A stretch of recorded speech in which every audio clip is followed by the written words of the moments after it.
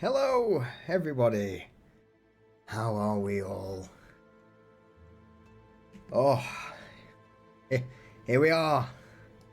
I'm gonna click the button. It's been a while. It's been a while. Hello. We're back after a month's break from D&D due to internet issues, woes. I apologise in advance that I'm probably somewhat lethargic. I may look unwell. It's because I am. I'm not feeling great, but we have been desperate to do D&D for a while. Oh, I wish it was just the ISP. I've had the flu thing that's been going around at the minute, so that's knocked me for 6. Oh, it's been 84 years, I know. So on the monthly recap that the heart emoji wasn't the #1 emo. I know, Sneeze. I'd looked at it, I'm like, what is going on? What is this? In all fairness, I with me, not streaming, with me not being around, being able to watch streams, I haven't had a chance to use it either, so, yeah, one of those things. But apart from that, I hope everyone is well. Thank you for joining us for episode 42. I know some people in chat have spent the last few weeks catching up on the entire Pariahs campaign. I did a quick playlist tally earlier on the Pariahs playlist on YouTube, and it came in at 6 days, 22 hours worth of content. So yeah, that's nearly 7 full days of D&D. Oh, God damn it, Jump! Thank you. Thank you very much, Jump. Oh, I know, Rayvon. It's crazy. All right. Oh. Alright, I'm going to have to have a sip of water. I can already feel myself burning up, but buttermilk so you don't die. Yeah, we'll see. We'll see, Jump.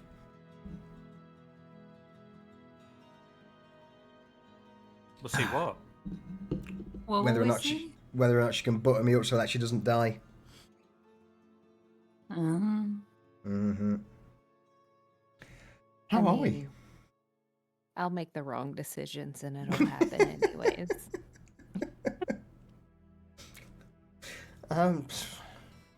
Who knows? But it's been 4 weeks. It's been a while. Welcome back, everyone. It's been some fucking bullshit. And I remembered some things. Not a lot of things. Okay, just one thing. Okay. The thing that you were reminded about. Yeah, but then I didn't know exactly about the thing. But I just had a general idea. So that counts, right? It's not just your state of being, though. Just a vague idea. Just winging it. No answer means yes. I'm gonna go over here. Yeah. It's good to be back. And you know what? I'm gonna say it. In spite of it taking a while for my ISP to find out what the issue were, they were actually really good. It was never fobbed off. They kept me in the loop. So as much as as Gigabit Networks, thank you very much. You got shit sorted. I'm impressed. Thank you. Yeah, you see that now that it's fixed. That wasn't the fucking story a week ago. I may have been chomping at the bit a week ago. Yeah. But it was when it was like getting gradually worse and worse, and I'm just like, I just want to do things. I can't do anything. Why is it getting worse? Talking about getting worse. Ugh. Cypher. What do you mean? Give us a recap on what happened those many moons ago. All right, for those of you that have forgot, that's including you guys in the Discord call. I know you all fucking forgot. I forgot. Last time on Pariahs, we had many a downtime and internet issue. However, off stream, we finished the episode. If you want to watch it, go to the YouTubes /Solu7ion. Watch the episode. It was pretty good. Some good stuff happened. But here's your recap. We spent like the first half of the episode just kind of deciding what we were going to do when we got to meet Rurik. We were a bit skeptical about whether it was going to be a trap, so we did a little bit of scouting. Garrett disappeared into the shadows and was like, I'm a fucking ninja. Scale walls and shit. Do what I want. So yeah, Garrett doing Garrett stuff while we literally went in the... It wasn't really the front door. Because there's... Yeah. You're just plugging yourself. I am. It's got to be done. Yeah, there you go. It's easier than typing that shit into the search menu. Yeah. True. Yeah. I was just doing that myself, so be I mean, able to do it. this is the thing, right? I've got one of those names that reads really nicely, or speaks really. Solution, very nice name. Try and type the fucker. It's a pain in the arse. But sorry, do continue. Yeah. But yeah, we went to see Rurik and his gang.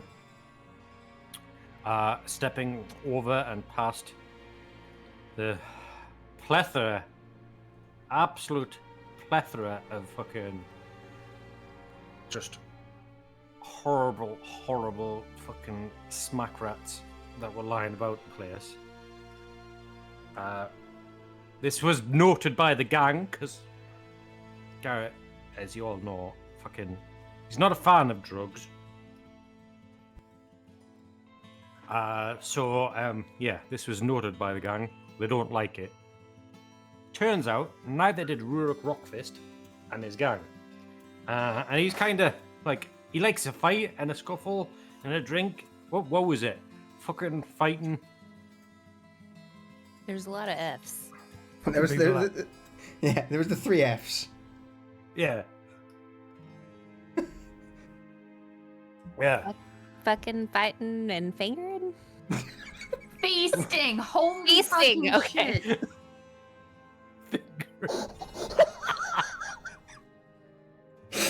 It started with an F and it sounded like what Solution would say. I don't know. It's canon now. Ship it. Send it. The 3 Fs. Fucking fighting and fingering. God damn it, Jump! Like, the one guy got his fingers cut off, so... That's a totally different kind of fingering, isn't it? It's a classy lady. I wasn't talking about the other thing. Don't back out now. Commit to it. Oh, I'm not well enough for this. I'm not well enough for this. Carry on. What was I saying? Yes, Rurik. To be honest, the group was going there expecting a big blowout fight and to have to kill him. And you know what? He was a lot more willing to talk. He knew who the group were, so immediately he was like, nah, fuck that. It's not worth a hassle. But he was interested before he kind of bowed down to his new, not overlords, partners in crime. Yep. He wanted to test his mettle, and he did with Reza, Desmond, and Garrett. It was a 3-on-3. Yep, it was indeed. Poor Cypher was told to sit out the fight. He will remember this. But yeah, a fight it was. Reza got pretty hurt because I do believe he hit her hard with his axe, right? Yeah, she started in melee combat which was an error in judgment. But good fight. Nobody died. I mean, some people got fucked up. Yeah. But she was forbidden to do vampire shit. Which was fine. Yeah, regardless of, she just ate earlier that day. Oh yeah, I forgot about that. You seem to like killing off my smarmy characters. I'm just saying. I thought Was the that's what they small were. character she ate, was it? Yeah. I thought that's Oh, yeah. what they were there for. No. They're there to progress. This guy's a knobhead. Wouldn't you like to bite his face off? Yes, I would. Yes. Indeed. Did you eat Morgan?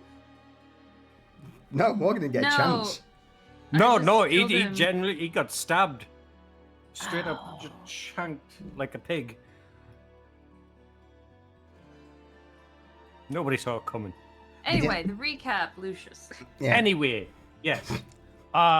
So Garrett kind of laid down his plans to Rurik after the fight. We were to rebuild. What's the name of the tavern? Spyglass. Spyglass. Thank you Spyglass. very much. Garrett would fund it.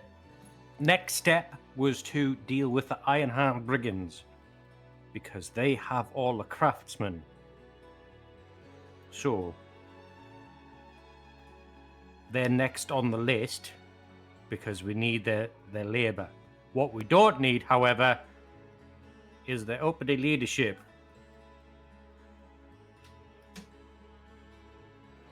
So, that being said, Rockfist was kind of like, I don't want to work with them, that bitch. And we were like, well, do you want to stop living in a shithole and live in a nice tavern? And he was like, yeah, I do. So he was actually more flexible than led to believe. As long as we can focus his wanting to fuck people up at somebody other than us, then we're good. I'm sure we'll find a target of opportunity for him. Seems to boil down to the age-old theory of might makes right. At least in this part of the city. And that's what the fight was for. It was because he didn't want to. Because he liked the idea of what we were proposing, but he didn't want to just be like, I roll over and yeah. Rub my belly. Yeah, absolutely. Yeah. At the end of the day, he's still the leader of an upstart gang within the Piker district.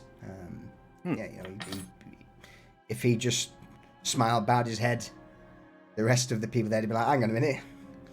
Who's this dwarf, eh?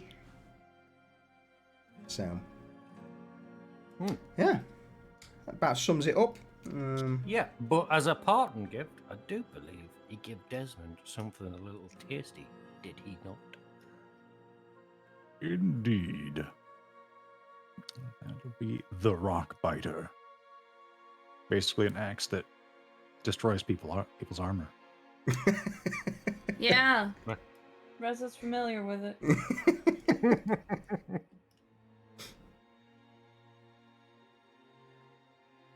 And we ended the episode with us trudging home with Timothy in tow. Yeah. Timothy. So, actually, no, we grabbed Timothy's stash because we wanted both Cypher and Vanya had discovered that there was magical traces in that bullshit. So they wanted to look at it. Oh, and you missed that my homework assignment. We'll get to that. When, Okay. yeah. I'm just excited that I remembered for once. So, with that then. If I can remember how to do D&D since it's been so long. We'll bring us back into the dreary, shit-stained, grimy streets of the Piker district. And it's here where you all have now finished your conversation with Rurik and begun to meander your way back through the winding streets and alleys towards the folly. As you pass through the cobbles, the multitude of destitute beggars, slum dwellers, addicts line every... I say line, but they're all cowed under covers, verandas, doorways, trying to escape the pouring rain of the city. A few eyes look up at you as you pass by, but the vast majority of the inhabitants of the Piker districts just almost like the dead. Any life that was once in their eyes has gone, apart from maybe the odd one or two who's had their recent obsidian veil fix, who are now perhaps prancing in the rain, shouting, giggling, singing maybe. Overall, even those who don't partake in the veil glance out at you from half-shuttered windows.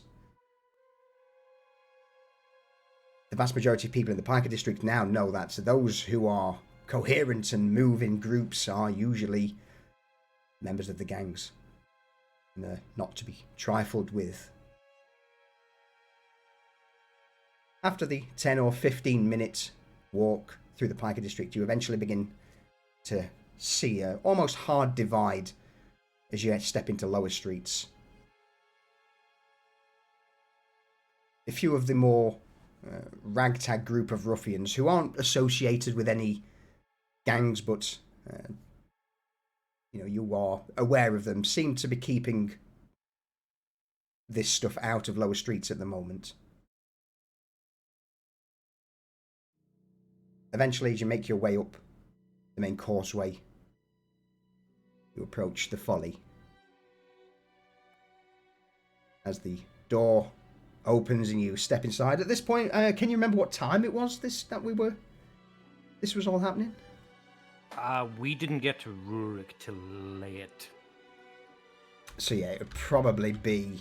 Because he was due to move locations that night. Yes, yeah. So yeah, I would imagine by this point, you get to the folly, the door, or at least the front door has been barred, locked, so you end up scooting around the side, unlocking the side door and stepping into the now empty kitchen. Apart from the glow of the embers from Francis's fire and a few lanterns in the main room that casts a bit of a glow into the kitchen, all's quiet.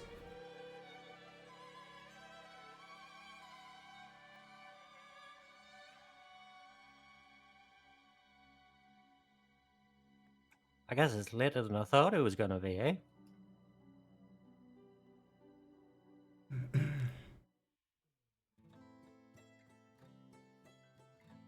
Looks like it was a quiet night.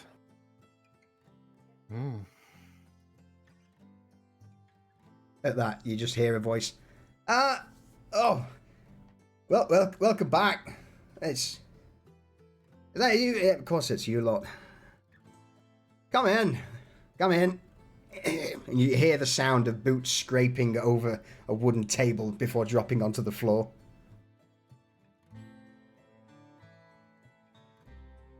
Were you asleep?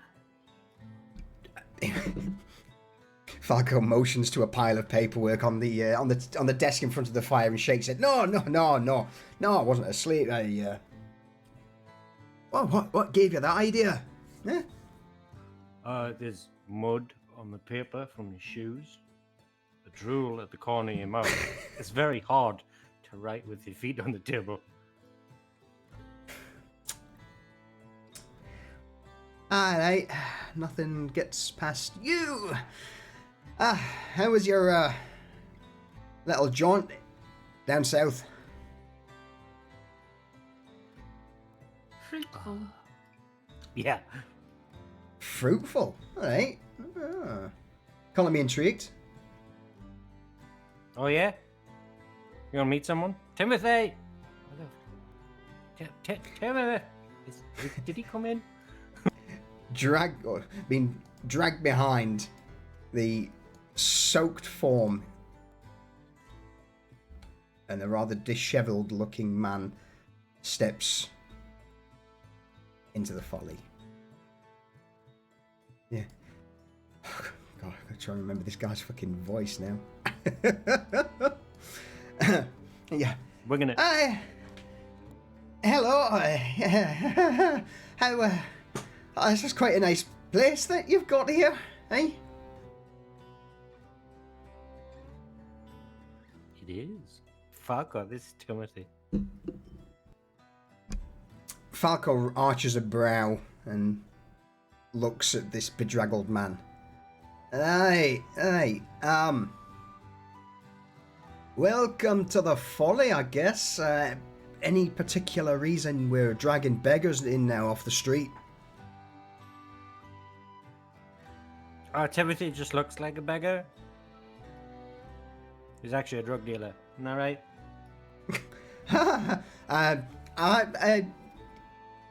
Timothy just sags his shoulders and exhales deeply before nodding in response. Right, okay. Reformed, of course. You can't sell anything if somebody else has got your stash. No, right, Panya? She pats the stash and looks at him and smiles.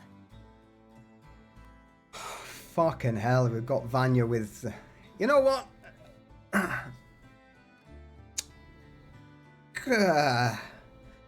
Do I want to know? Or, Yeah, come look at it. And she opens it up. Don't touch it.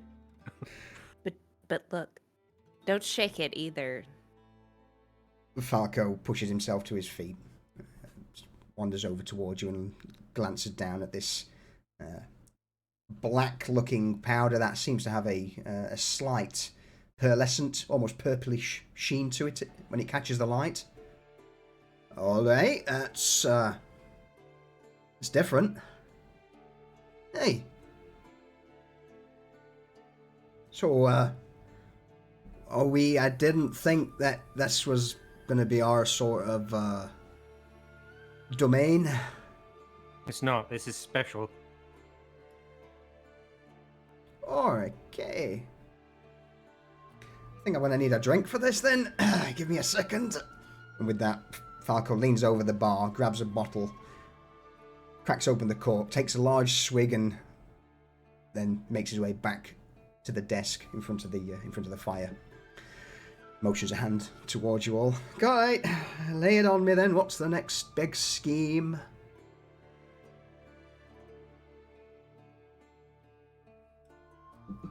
You said that like we're terrible people. Ben, what makes you think there's always a scheme? And at this point, Reza has moved towards the fire to try and dry off because she hates being wet. So, you come back late at night dragging some dealer with his goods. Now, from experience, I guess that, those sort of people, they would normally have the... No offense, Timmy, but I'm surprised that your head's still attached to your shoulders. Well, I think, Falco, that we are all of a status now that any sort of scheme, as you call it, could be referred to as a business opportunity. All right.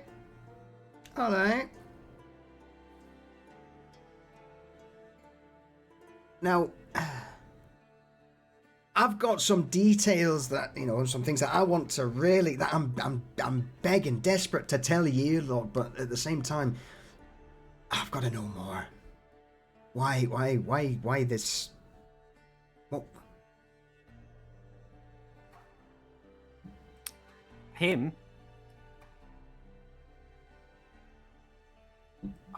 Think of him as a piece of a puzzle. A broken piece, but we'll fix that. Speaking of, we got a spare room in the bunkhouse? Actually, never mind. Make a spare room in the bunkhouse for Timothy. So actually, that spins round into what I've got to tell you. So perhaps I tell you something first, and then that might work. So, and with that, Falco jumps up from the chair, puts his hands on his hips, flashes this giant shit-eating grin. Did you, by chance, when you arrived, see the multitude of wagons parked outside in the forecourt?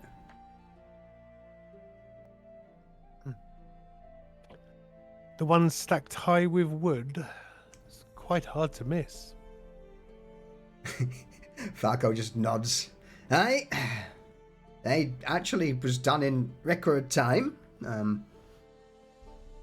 few niggles, but that's for me to worry about. But delivery accomplished, and yeah. So about rooms in the bunkhouse, there's.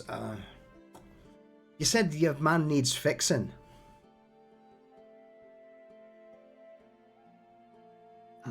He's quite befuddled with this substance, and we want to help him not be in that state.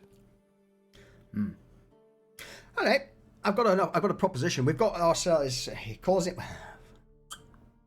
He says he's a doctor, but I'm quite dubious on whether he's actually a doctor. So, we'll hand him to him. And we've got a new lad, some big Bruni boy, Chad Meister. I'll throw him in with those two, and I'm sure they can. What you want to do is lock him up, get him clean. Yeah. All right, I shall let the old Chudmeister and Dr. Lysander know that they've got a babysitting job for the next few nights. Bit of extra Are they coin the for only them. two that joined? Oh no! There's a few others, but well, I'm not sure where they are at the minute. We got some elf lad, stinks of shite. He's a bit of a sewer dweller, but he knows his stuff. Some burlesque, fucking sailor from down in Farwater, I think, but I can't remember. I think his name was Pauline.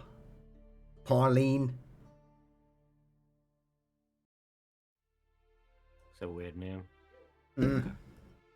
Do you think, Falco, that we should put something in place around stench and being clean in our place? That, Vanya, is an excellent idea.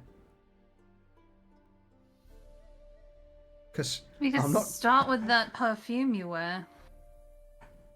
I think it smells great. Like, does it not?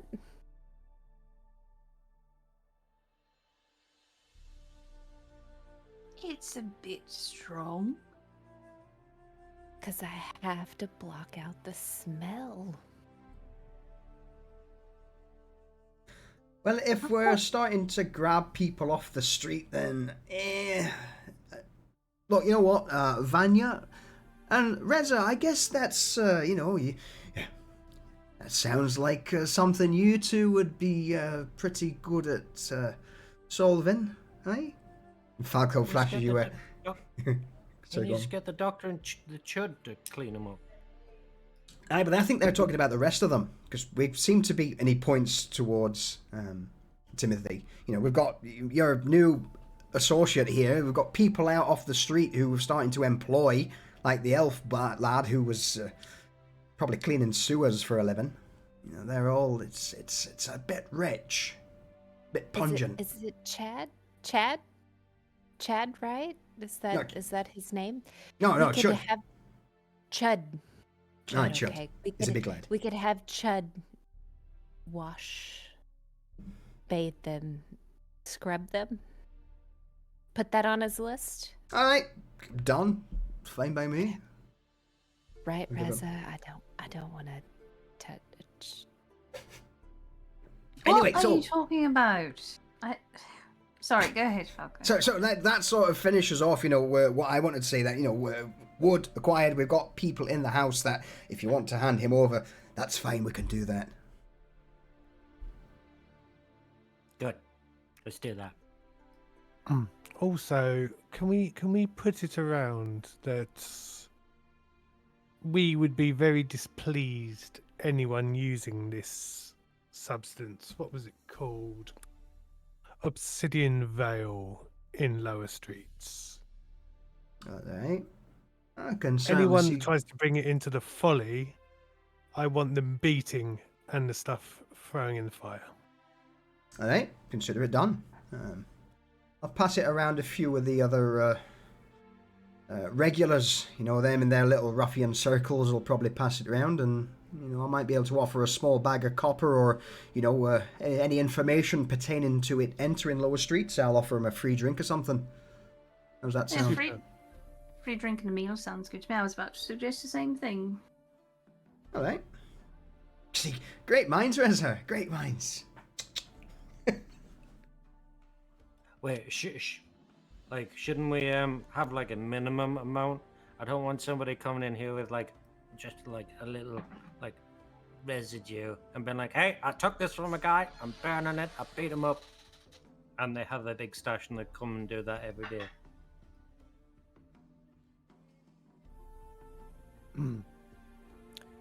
I think people around here would know not to take the piss. Okay.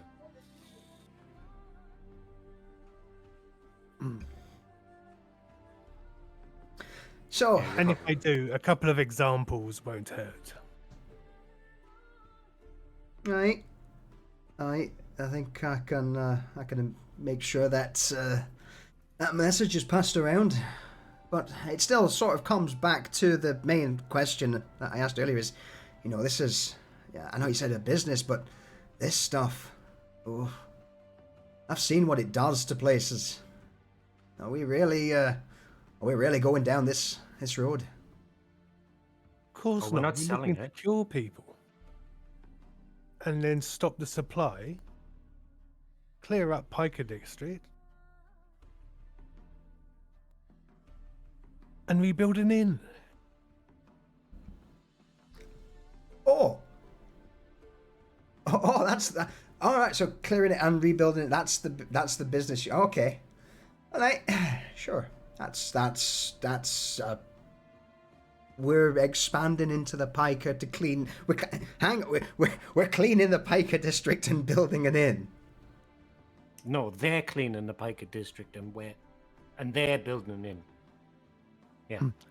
And then we're having a cut of the profits. Yeah. We're franchising.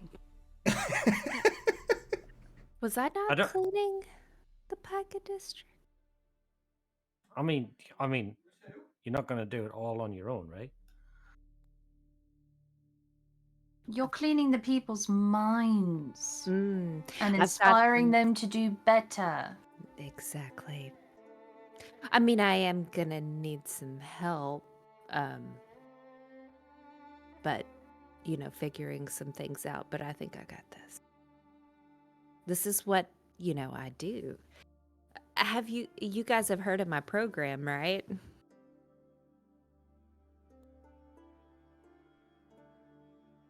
Right. Is that the one that you got Reza in?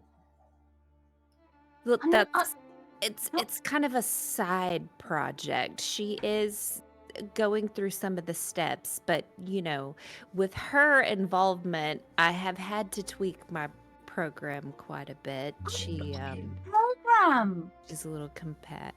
I hate you and your program. So we'll meet on this later. You've regressed.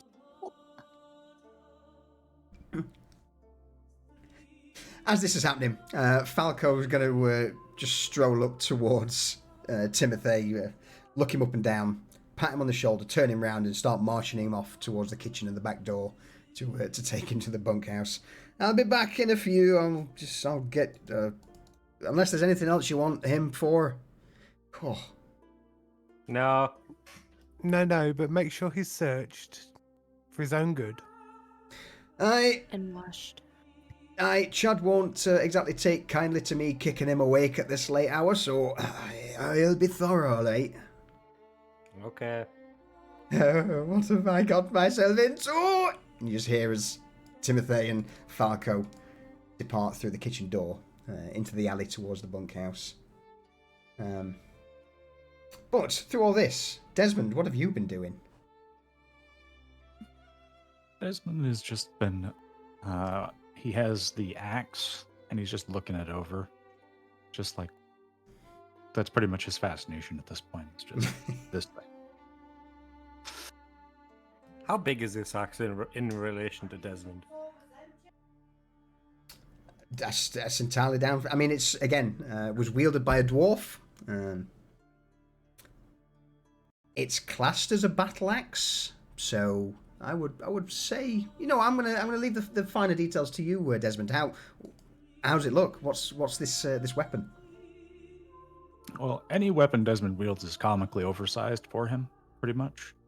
But so Desmond stands at, forget what I put. I think you're about 3 foot tall, right? Yeah, 3 feet tall. And the battle axe is going to be at least 2.5 feet long. And yet he can wield it with one hand. With one hand, yes. So he's just, when Desmond is fighting, he looks like if you were to like stick a weapon on a top and like just spin it at people. Like that's basically his entire fighting style is just trying to do sweeping attacks and get underneath people's guard and things like that. So he's just got this axe that's awfully jagged looking. Like it looks almost like a dwarven ergosh. Like has a lot of edges on it. It's ornate. It has like a puncturing spike on the end. So he's just kind of looking it all over. And when he has it in both hands, it's like the thing is almost as long as he is tall. So it's just a little bit comical looking. Trying to in the chat. There. That's the representation. Like it's a mean looking thing. It is. And as for the actual abilities, it's got Crushing Blow, which basically reduces AC on successful hits, and then the ability of Rock Shatter. So if the attack beats its target's AC by 5 or more, it does an additional 1d6 thunder damage. Yes. And it essentially chips away people's AC 1 point at a time until they're down to their 10 plus dex. And that is really strong. Rez is glaring at him as he's holding the weapon, and she's just like, keep that thing away from me. Well, I'm not going to complain that he gave me this, but I'm sure it'll come in handy, especially if we see another one of those bugs. Probably is. It's very effective, I can tell you that. Oh, yes. Well, I'll have to be mindful that I have it so I don't get caught on things. So he's going to go about trying to find a way to, a lot like that. He's going to go about trying to find a way to, get it slung on his back so he can, swap between it and his mace. Maybe, hear me out, maybe Vanya can knit you a cover for it. Or hear me out. And Cypher opens his jacket and 9 daggers fall out because he's got no way to put them. We could go to Ghana and get some cool leather holsters made, right? Where did you get all of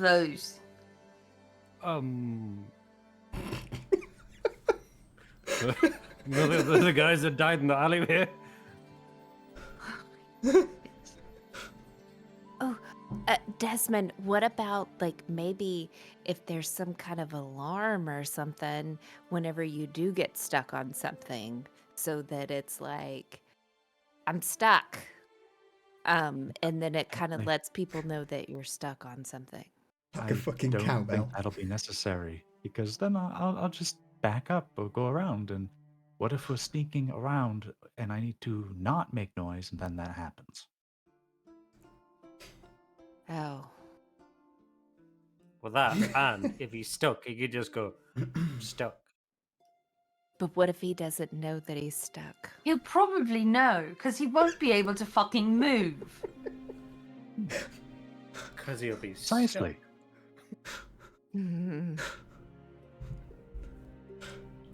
So that wasn't a very good idea, but I could knit you something so that, it's more your style, like Reza was saying. Like, you just let me know. I can, we can zhuzh it up however you Maybe want something just to hide the fact that he's carrying a giant axe. it. You can Maybe, make but it look. do you recall when you made a bag for Cypher and you shook it and then you got crow's feet? Yes. Maybe we'll just keep it simple this time. So you don't. I You appreciate want the a offer. giant bag for it that No, doesn't that you don't shake. I think I'll just find a way to. I'll just get a sling made. It'll be fine. Wait, you don't want me to make you something? Reza, I think Garrett, that you have your Cypher. hands full with all of your things you need to be doing. Just roll me a perception check quick while this is going on. Perception. Yes, please. But Desmond, my job is to take care of you, and if you need something, that I will make that for you. If you make something, don't make something that'll make things harder for you in the long run. But I don't know when I'm making it if that's gonna happen.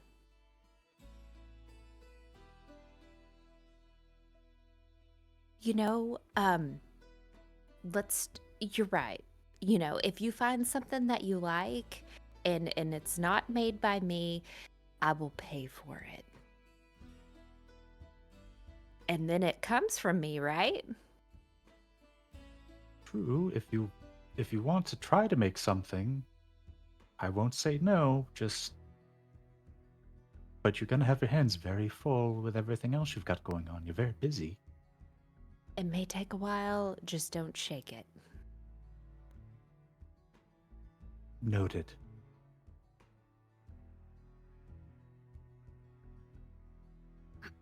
Well then.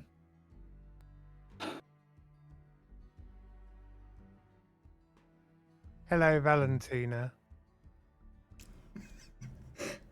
From the door at the back where the kitchen is, you just see the familiar porcelain masked face poke her head round. Well, hello. Someone left the door open, and well, it seems like there was an awful lot of fun happening in here.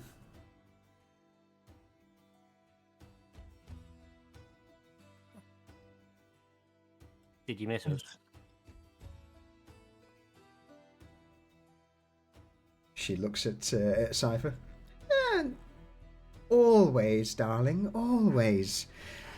So, I was in the area and a few things I thought, surely it might be an idea for me to just stop by and see how my old friends are doing at this late hour. It's been a fair few days. Does she look like her normal self, or does anything seem out of the ordinary with her? Or I guess insight check. Yeah, I'll I don't like you giving, roll, but yeah, roll me an insight. I'll probably get a 4 again, don't you worry.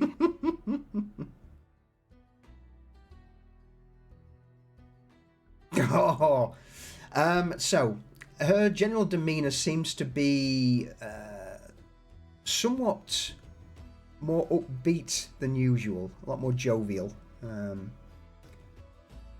As for why she would be here at this late hour,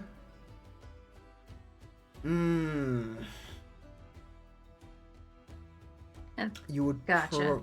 you would probably guess that she's on some business for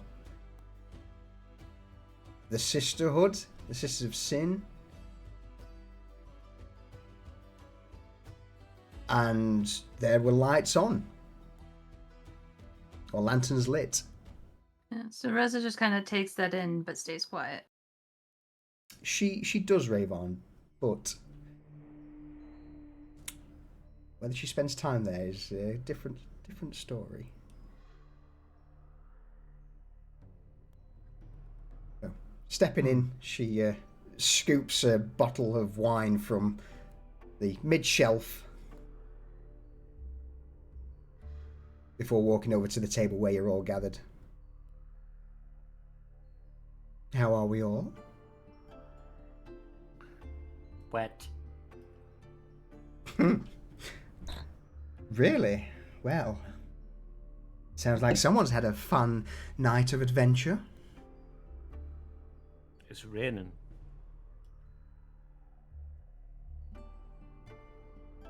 It was a joke, sweetheart. And how's your sister? How's her wounds? Recovered very well. To be honest, she had the stitches out a few days ago, and the poultice that you applied, as well as in fact, one of the reasons that I've been sent here is to offer a little appreciation from the other sisters for, saving one of us. And Valentina reaches to her belt and produces a small bag of coin that she places on the table in front of you all.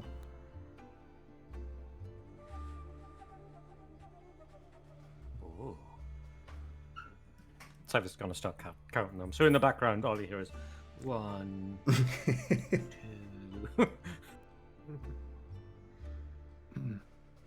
It's the least we could have done. Your sisters and yourself dealt with the problem for us. It's also one of the reasons why I am here. The work that I was entrusted with is now finished, completed, and so I will be around a little more often, if either for entertainment here in this fine establishment nightly, or if you need me or some of the others to run any errands for you all, then I can pass that on. I've got a few things left to move into the rather luxurious establishment, but yes.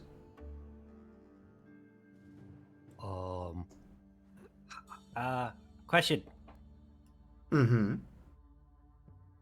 Can you find out how that's getting into Lower Street? And he points to the bag that Vanya's got.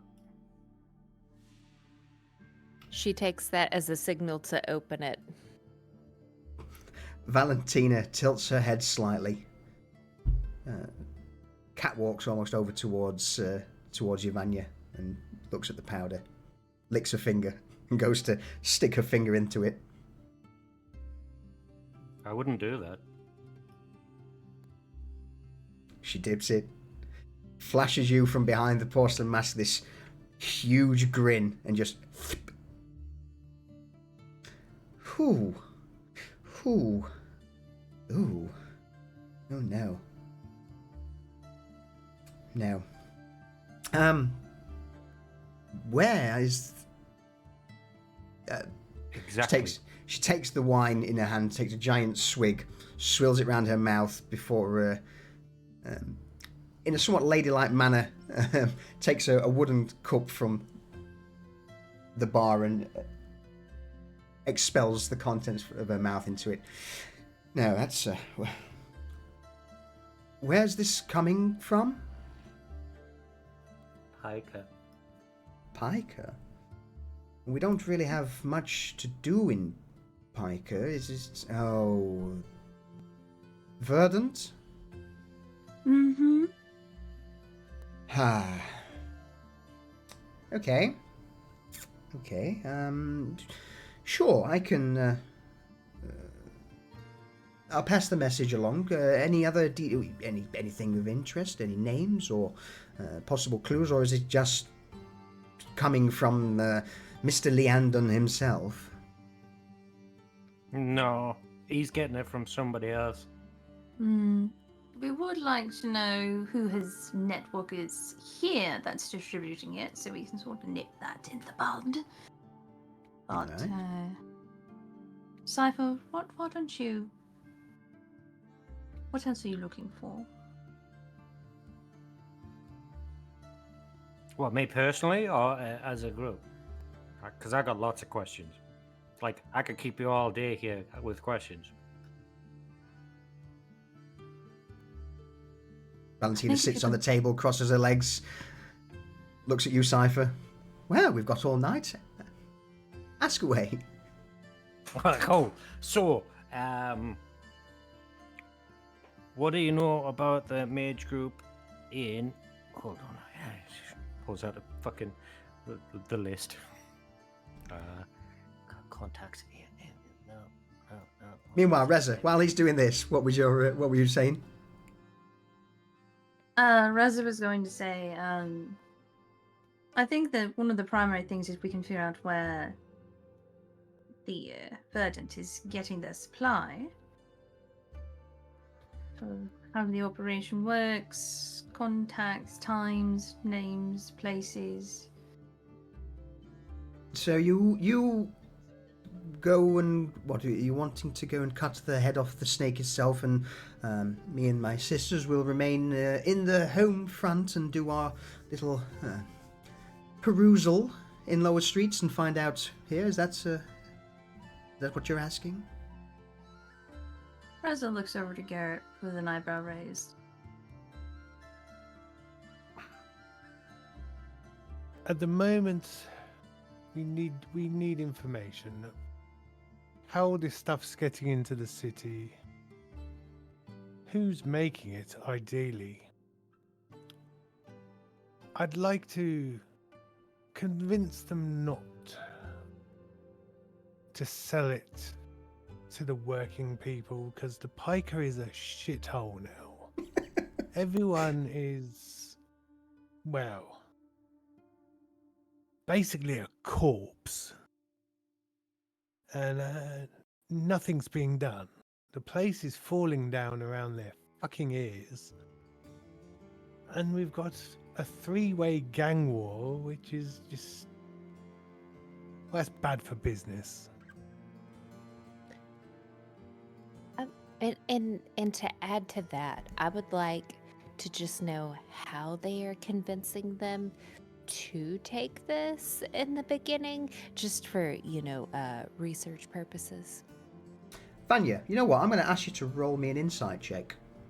Oh, in fact, no, let's go for a history check. Yeah, roll me a history check. Right.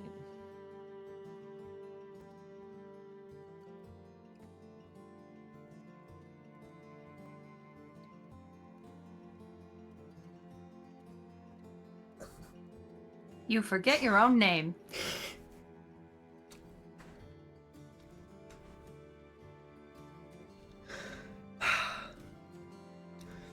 I forgot how to roll. I've got no wiggle room at all with that. Okay, yeah. Nothing comes to mind, sadly.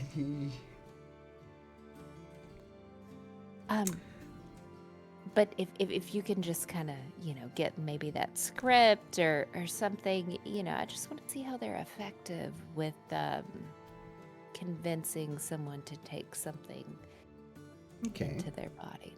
Yeah. I,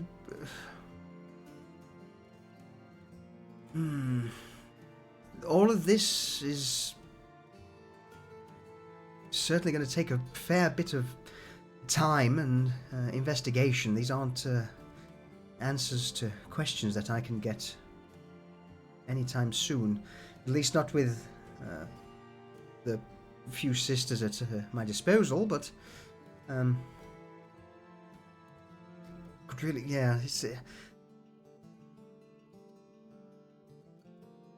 I don't think we're necessarily in a great rush.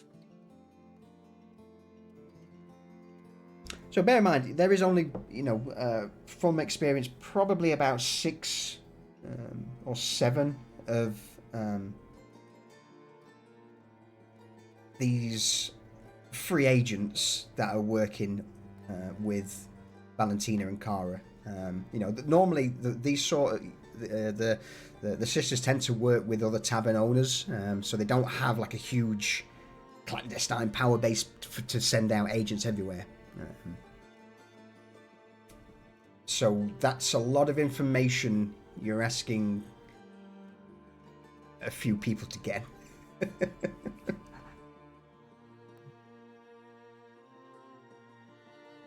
Any information you can find will help, but we are restructuring the Piker district somewhat.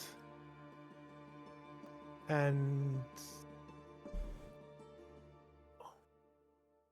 once we have got the gangs in line, I intend to stop the sale by the gangs, and that should slow things down considerably. But if we could find... I mean, we can squeeze the Verdant lot to find out their suppliers, but I wouldn't think they'd have access to the brains of the operation. There will be a middleman. I mean, we could use Rurik for the grunt work, couldn't we, right? Absolutely. Squeeze people.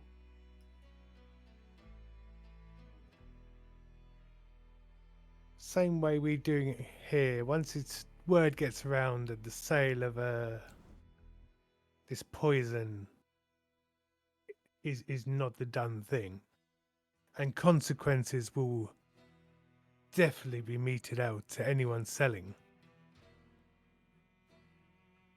The sale should slow down, but while there's people making stuff, it'll find a way in.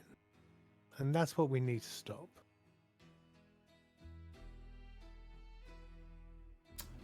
With an understanding nod, Valentina takes a small parchment booklet out from a pouch at her waist, and with a charcoal pencil makes a few notes. All right, I'll do what I can. Leave it with me, and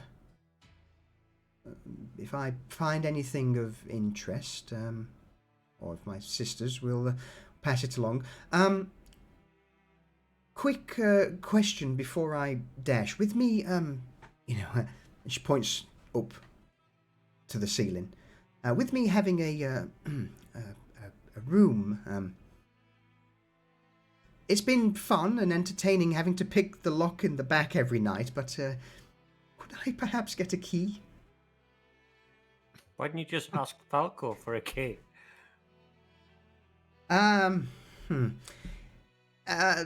Falco is incredibly wary of me for some reason. Won't even look at me. Dislikes being in the same room.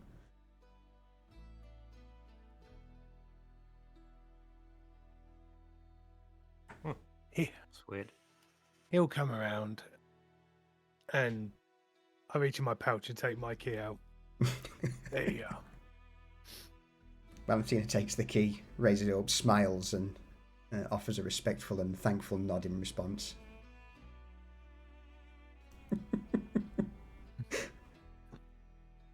But with that, unless there's anything pressing for this moment, think there's a short rest in order. Is that what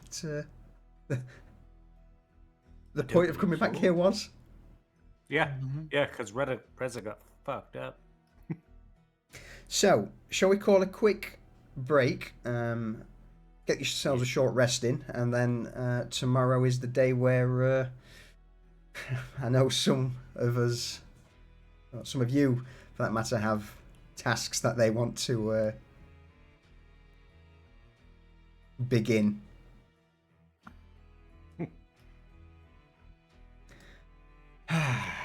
Sounds good. All right. Call a quick be right back for a toilet break. Boom. All right. We will be but a moment.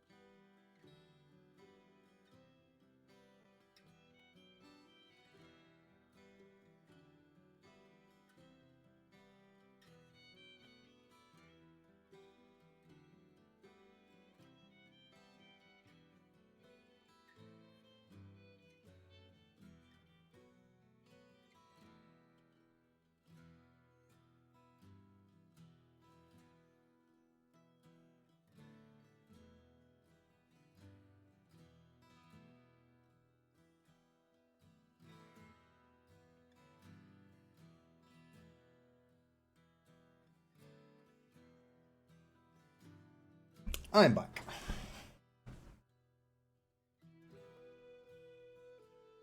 The first back. I too am back. Hello. Yes, welcome back. Ta. Cheers, sneeze. Oh. All right.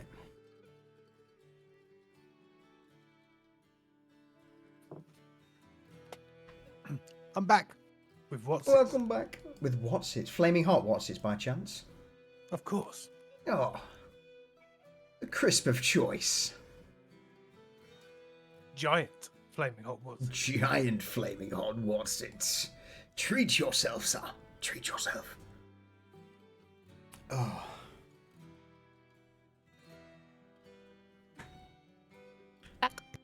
Hello. Have you got some nibbles as well there, Jump? I needed a little snack so that Wait. I didn't You get some chocolate fingers.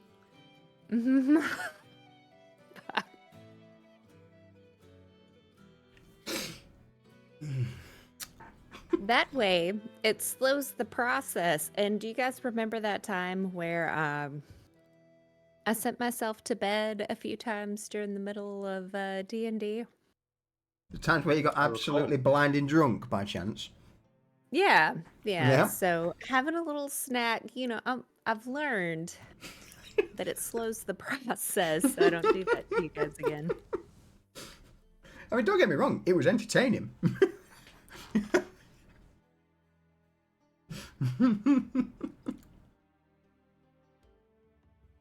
I'm just annoyed I can't join you all this week. I'm on the hard stuff. Water.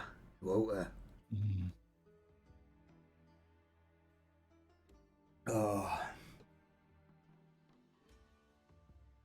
Anders, do you remember that? You were around during that time. Yeah, he'd like to make a quote about it, but you'd fucked off.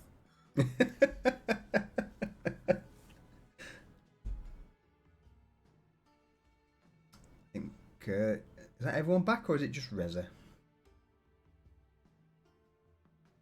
Just Haven't Reza. heard Callie. I had to run back to the kitchen to find my chopsticks.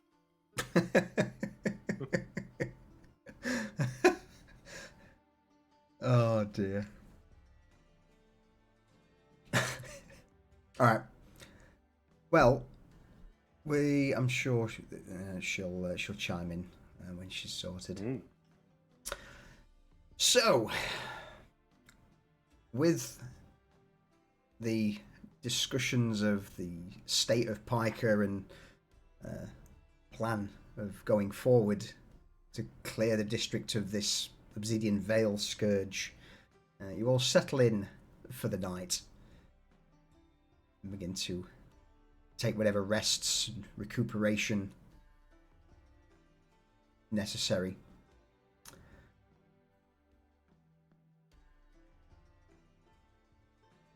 As morning eventually breaks, and as I've said probably tens of times before, there is no sunrise in Novostoya, but the sky is at least somewhat hued in grey, signalling daybreak. What's everyone's plans for the day? Well, a Cypher is up unusually early to see if he can catch Garrett before he wanders off outside.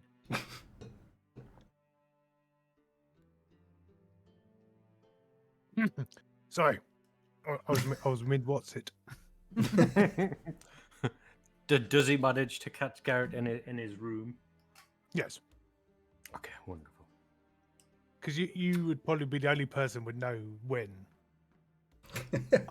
Probably. So there'll be a timid chap at the door, like early hours in the morning, just so like he doesn't wake anybody else up upstairs. I open the door. Morning, Cypher. Hi. Something on your mind? A few things I was hoping to get your help with. Come in. Okay. He comes in, sits down in Garrett's chair because he's a fucking idiot. Okay, so he starts fumbling in his jacket, pulls out the chopped in half piece of melted down gold. Holy shit. Puts it love on the it. table. And then he pulls out an equally melted down piece of silver that is still cooling. It's still quite warm. So he's clearly just melted this silver coin down so he could have a piece of silver metal. And he goes, okay. You know how you got that ring? And he points like round about where Garrett's chest is.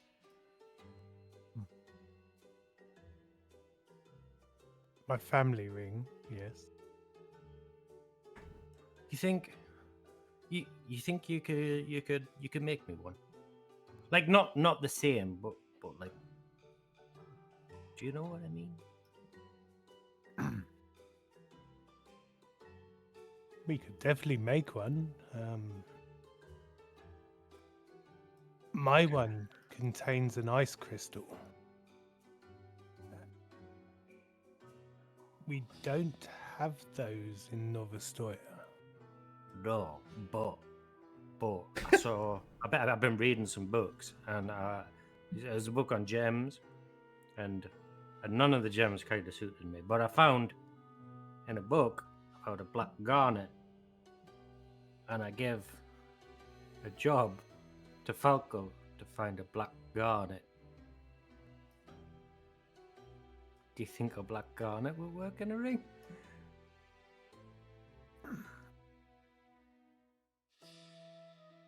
Yeah, it would take some tooling, I would think, but I could probably make something. Alright, cool. The other thing, can you teach me Sylvan? Teach you Sylvan. It's Yeah. I can't see a reason why not. I mean, it's a learnable language. I mean, I speak it and Reza speaks it. Reza speaks, of course. Reza speaks Sylvan as well. All right, cool. Maybe ask her too. Just for help when you're not around. But yeah. I thought one day maybe we'll get lucky enough to be able to go to the Fair Realm, and everybody speaks Sylvan in the Fair Realm, and I don't. People speak a lot of languages in the Fey realm. I really like Sylvan what. is- Depends from where they've come from and where they've travelled. Man, I've got to learn a lot more languages. Okay. But Sylvan is commonly used. It's as common as the common tongue here, I would think. Oh, okay. Cool. Yeah, so we'll learn Sylvan. Mm-hmm. Do you think Desmond would want to learn Sylvan? You'd have to ask Desmond. I'll ask Desmond. I gotta ask him about some other stuff too.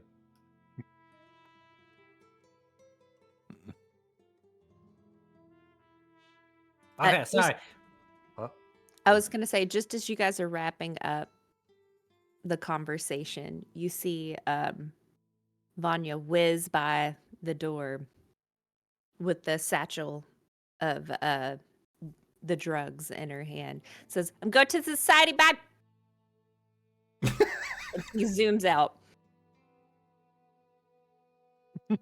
Okay.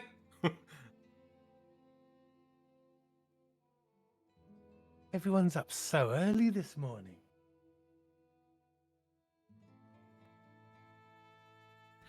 Yeah, burning daylight,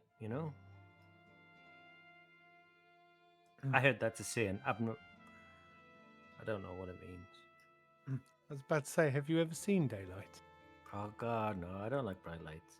It sounds horrible. It's bright, but the shadows do get longer. Okay.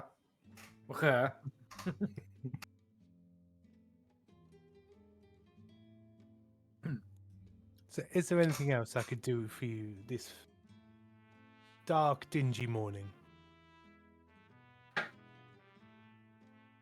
No, because I don't think you know about the mages in Malmstone, do you? Sadly, no.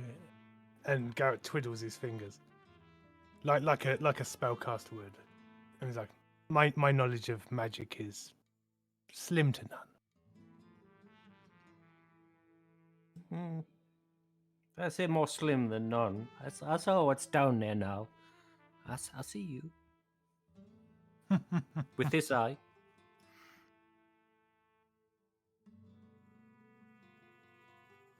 That's more of a gift granted from the Queen than from my own works. Smells like magic to me. Just saying.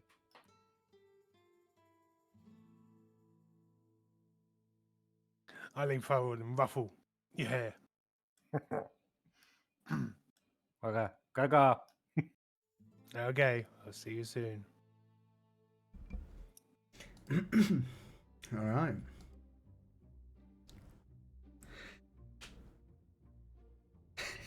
Something Vanya said, then I'm like, oh, fuck. All right, give me a few. I need to plan some stuff. Okay. So, Cypher, with you slinking out of Garrett's room, is there anything else in particular that you're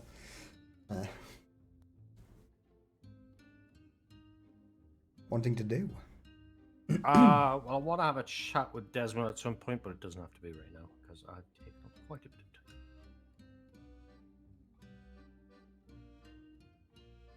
It's floor's open to all of you, so it's who wants to do what? Because I know you've all got stuff you want to do.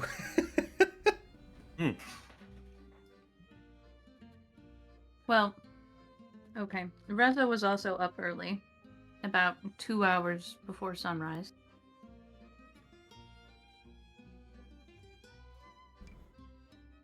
All right. And,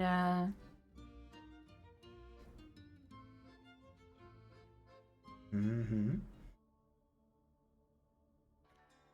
left the house so as to not wake anybody. Trying to be quiet, but made her way through the streets to I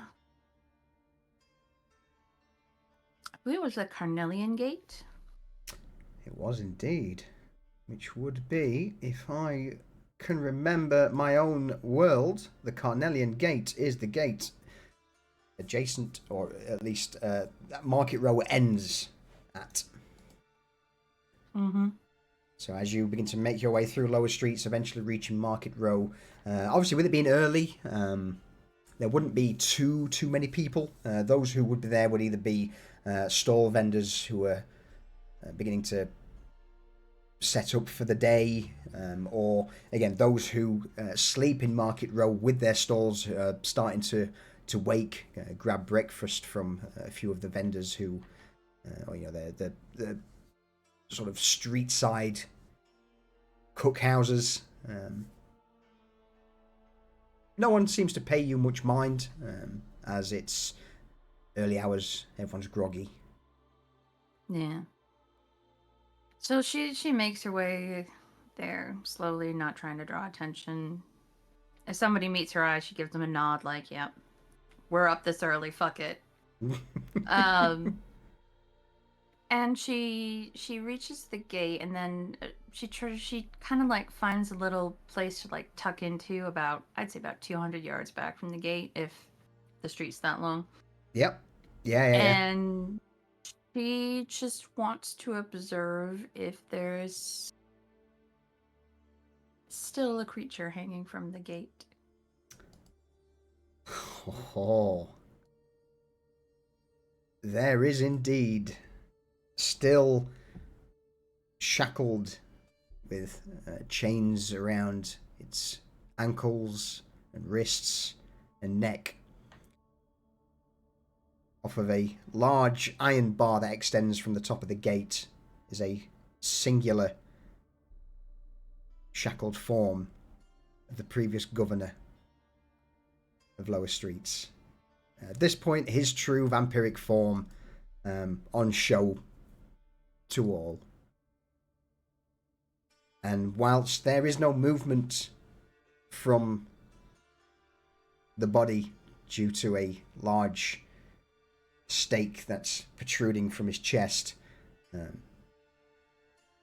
you, with your own vampiric eyesight, would notice that his red ember-like glowing eyes would still be able to look and gaze across Market Row. She's just going to like post up in her spot and just watch him. And sort of like think in her head, how did you get that powerful?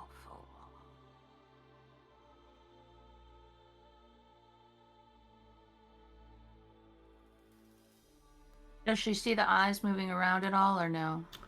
I would say with you spending the amount of time you are just watching him, yes. Yeah. Okay. You know, you would take in the whole visage of this this creature.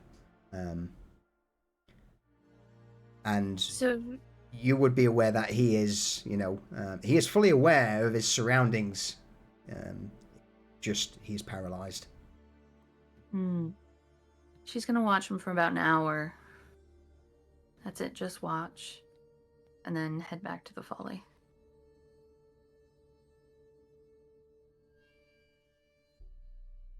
All right.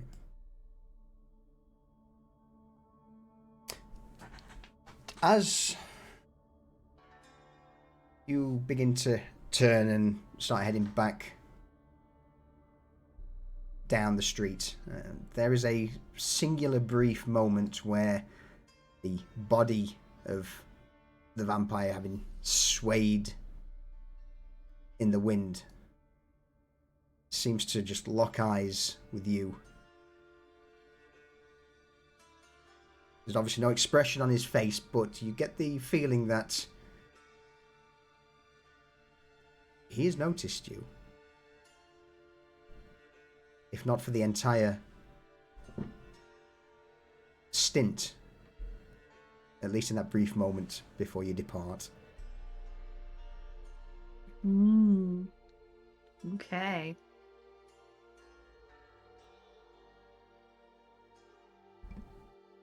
And with that, you begin to meander your way back through Market Row. Again, several hours later, by the sounds of it. I think she got up like 2 hours before sunrise. So my goal is to have her like getting home right around sunrise. Yeah. So yeah, it's again. You, by the sounds of it, would be stepping into the folly as Vanya rushes out into the dreary rain-soaked cobbles. Go to the society, bye! Vanya, holy shit, you pack a punch when you run at someone. What are you doing? Get back here. I don't have time. I'll see you later. And she just keeps going. Holy shit. So Reza, rubbing her shoulder, walks back into the vault.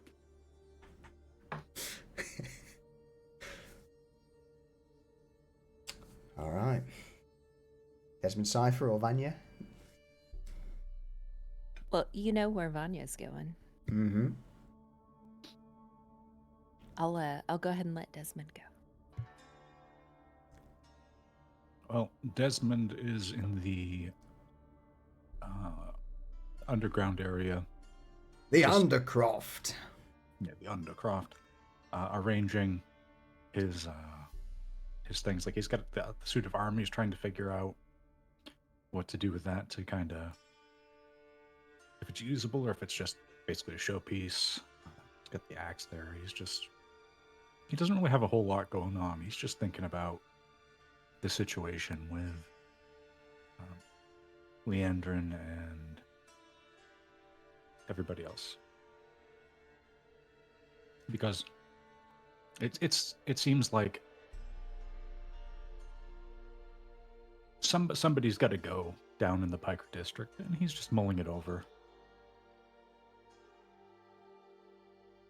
So, in regards to the armor, you've certainly had enough time to analyze and look over it, and yes, there are, parts of it that are certainly useful. It's just now on, how would you go about getting it, adapted to your form? What avenues do you want to explore with that, or do you have something in mind already that you want to do?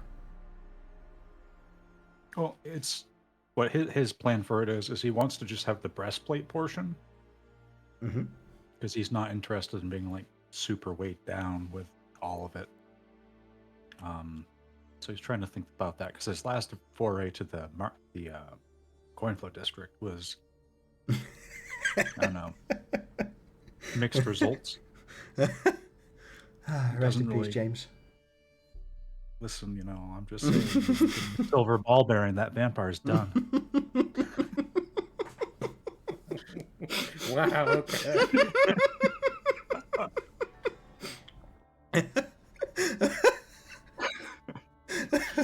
this, you filthy casual. But yeah, he's just mulling over like he's in a good place. Wow. I'm picturing a BB gun with silver BBs. She's got fucking every NPC that people, sort of look and think, oh, I can use that NPC. 2 sessions later, Desmond turns up, either stones him in the head, fucking ball bearing. That's why he's not getting invited to places right now. Listen. You get a loose tie, I'll cut it. Oh, fucking Rurik. Yeah. Flying rock. James. Well, Boulder. Sorry, go on. I don't know. He's just very used to doing violence to people, when it's necessary, and that often becomes when it's convenient. So, because the elf drug dealer is probably, in his mind, is going to have to go, because at some point he's going to piss Garrett off, and it's probably just better to kill that before it has a chance to really flourish into something more problematic down the line. Mm-hmm. But yeah, he's just thinking about those things while going over all of his gear, making sure that all the dents are taken out, because there's been a beating. He's just doing maintenance. But yeah. So the thing is that there's no smiths. We've got a leather worker who is sometimes good. The Coinflow district is merchants, not craftsmen, from what I can tell. Yeah. So he's thinking about how to go about finding the contacts, and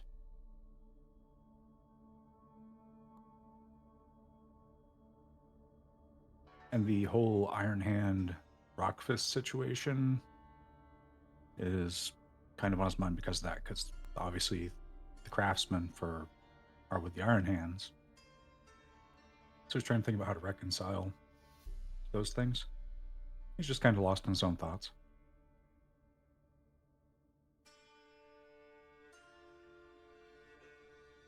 So with this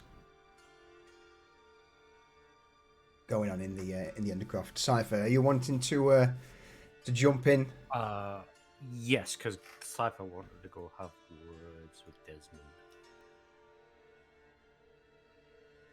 What you doing? Oh, just looking this over. Oh. It occurs to me I've gotten a lot of nice things from dwarves. Oh yeah? Just Dwarves got good shit. things are just a little bit too large. So what I need to do is see if there's some way that I can just... And I've seen people do magic that makes them bigger, but doesn't last very long. Well, you just get a blacksmith to reforge it. Well, that was what I was thinking. But good blacksmiths who do more than making nails. I like Gwen well enough, but she gets things to make things with, and if she were to make something, I'm sure it would be limited to tools. Why don't you try one of the outlying towns? A lot of adventurers and travelers go through there to get shit fixed. Maybe. But I think that this kind of armor wouldn't really be the normal thing out there, Mostly leathers and such. Yeah. Not a lot of cores to make plate for a 3-foot tall man, I guess. Oh, really, anyone. It's mostly bandits and farmers and people on the run from the court. So, just looking that over. But also thinking about everything going on in the Piker district and how Rockfist... I was expecting that we were going to have to do a lot more than we did with Rockfist. Me too. However, if I'm recalling correctly, he cut off the Iron Hand lady's hand, which is why she has the whole Iron Hand. So there's no way that they're going to have any kind of. They're not going to see eye to eye. And the elf pushing his obsidian veil. Well, Maybe we should Given just kill him on principle, you know? well, I feel like one day we'll just find out that something horrible happened to him in the wee hours before one else is up, or something like that. Why don't you just kill him? Well, I feel like they'll just like given enough time and opportunity. I feel like Garrett will do that. He did not like him very much at all. No, I'm pretty sure Garrett's ready to just kill him. Why? Yeah, just kill him. Cut his head off. Give it to Garrett as a present. Well, Be a cool little surprise. It'd be fun. maybe, but trying to be more civil-minded. Why don't you talk to Garrett about it? I might, once I have an idea, something to go with. Hmm. Because it But when occurs you to bring up me- a concern, like Garrett's really reasonable when you talk to him. Oh yes, there's no doubt there. It's just Hmm. thinking about where he's getting. It's like the blacksmithing. Nothing comes from people are distributing things, but it never comes from them. They get it from somewhere. So, if that is the case, there's just going to be some other sleazeball trying to push the obsidian veil after that one's gone. Why don't So- you make a message of it then? An execution, Perhaps. you know, something grand. Like I read about this one thing that barbarians do. It's called the Blood Eagle. It's pretty cool. What's that, like they cover someone in their own blood and throw them off something high? Cyber sits and thinks, no, but they should. Yeah, that'd make more sense. No, what they do is they like basically peel the skin off your back, break all your ribs on the way back, and then pull your lungs out the back and flap them over your shoulders so it looks like you got wings. And you know what? I will allow you that because the Valican clans in the north it would be something you would have read about in your studies at the coroner's place. I'm on board.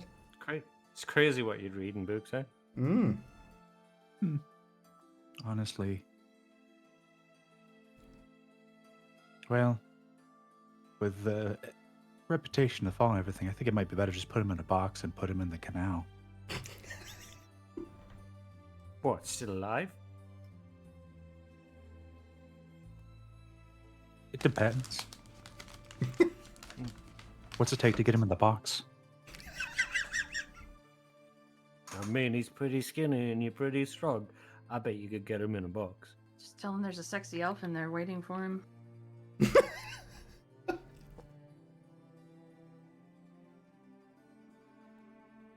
But yes, that's all. Just thinking about things. I don't have any magic to practice or learn. And Well, so you remember that the information we got from that magic mage dude? yes, Forget yes. his name. But in his notes, he had, just hear me out. Information on a group of mages that are collecting parts from creatures, and I wanted to know if you wanted to help me investigate them. So Desmond is kind of doing his thing, making everything's in a certain order on the table.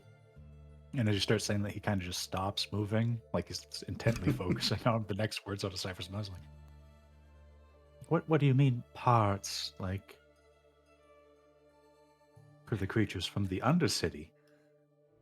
Oh, not just the Undercity. Apparently, bear creatures too.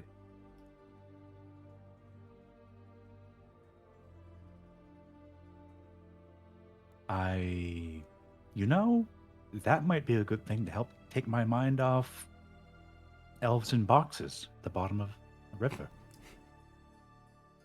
Right?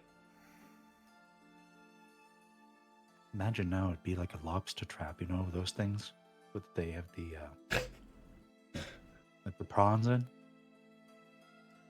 I have no idea, but it sounds cool. It would just be in reverse. Instead of catching them and taking them out of the water, it would be them going in. Oh, okay. It's an elf. So, yeah. But yes. Do you have any idea where to start looking? Mom's town. Mom's town.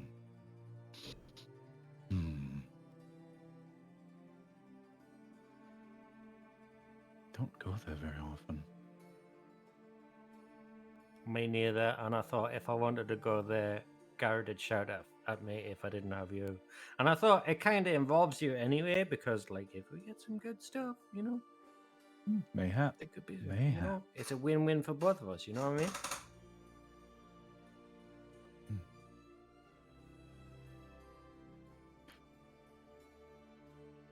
You thinking of going now, or I can get my things together?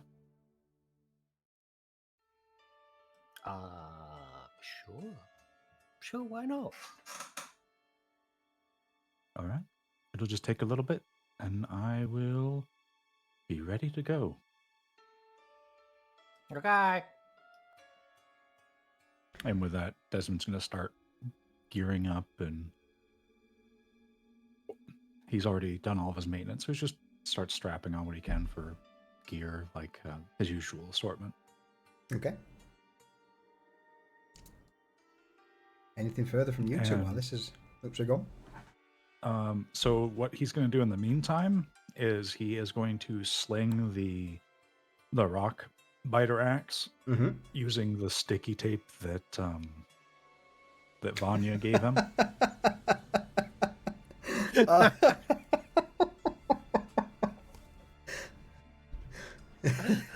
1,001 uses. Okay. Yep. And seriously, you were like, "Oh, be careful making me so that I make you gold."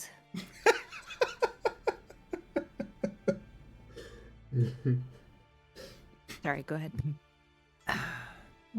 That's.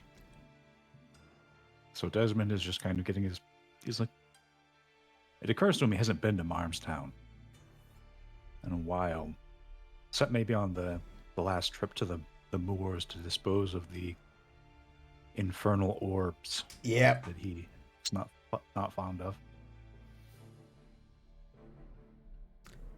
So, Okay. well, it'll be good to have a reason to leave the folly for a little while. That's him done. So, with Cypher and Desmond beginning to corral whatever gear they need together, skipping across town at this point would be Vanya. She begins to dip and dive through the crowds, eventually reaching the large solid door to the society. And as is expected now, Vanya, before you even approach the door's open, allowing you to step in.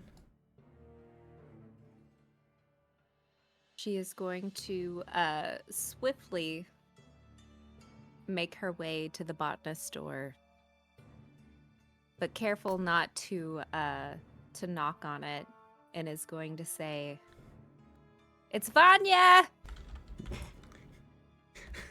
I'm outside!" I need to talk to you. With the creaking of the door to the botanist chamber beginning to, the door opens, several vines begin to pull it back, and you are hit with the familiar smell of various pharmaceuticals and plants. Quite the floral essence. And as you begin to step inside, you see the botanist in her usual place near the central waters. The dryad slowly turns towards you. A smile begins to creep up on her face as she looks over towards you. And Vanya, it has been a while. Vanya, like as she's entering, is gonna kind of look to see if she has been followed, and then see that she hasn't, right? Mm-hmm. And No nurse, no is coroner. is going to kind of relax and walk in and say, "It's good to see you too. I have so many questions, and I just felt like you were the perfect person to come talk to, and I got a lot swimming up here right now." Then, and she motions to an empty space in the chamber where all of a sudden a large root just begins to extend out from one of the trees to provide a makeshift bench. Please, sit. Must be something of interest for you to come see me. Come. Yes. Thank you. I'm a little out of breath because I tried to get here as fast as I could. So this is thank you. The one of the branches from the back of the botanist reaches out towards a small wooden mug and brings it over towards you. That's filled with crystal clear water. Oh, you don't. Is that for me? You don't mind? I'm a little thirsty. She just smiles and nods. She takes the glass and she's like, "Oh, it's so good. Whew. Thank you. So, Thank you. the reason for your visit? So, I've been tasked with something that I thought that you might be able to help me with. So, I need. Okay, well, let me back up. Hold on. I'm starting from a place that you need to know from the beginning, right? Of course. And she's like clutching the sack. The botanist just remains silent, a somewhat bemused expression across her face with her head tilted to one side.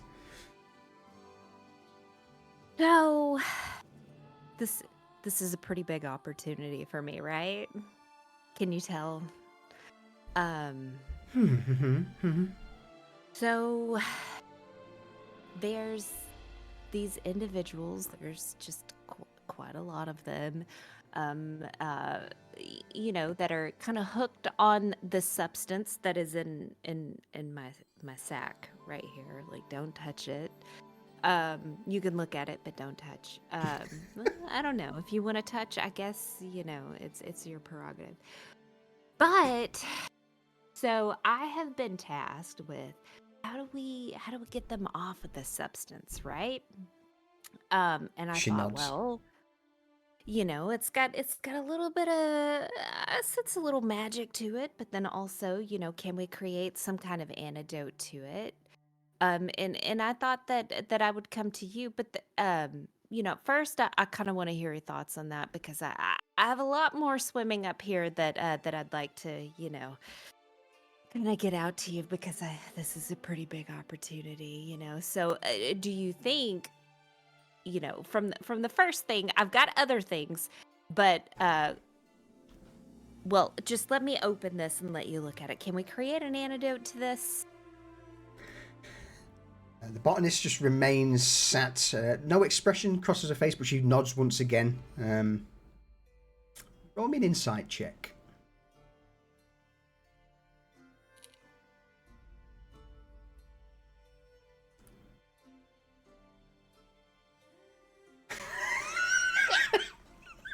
Oh, wait, You're okay. roasted there. No, this is rigged. Somebody hit refresh. So you're too That's busy. doing it right.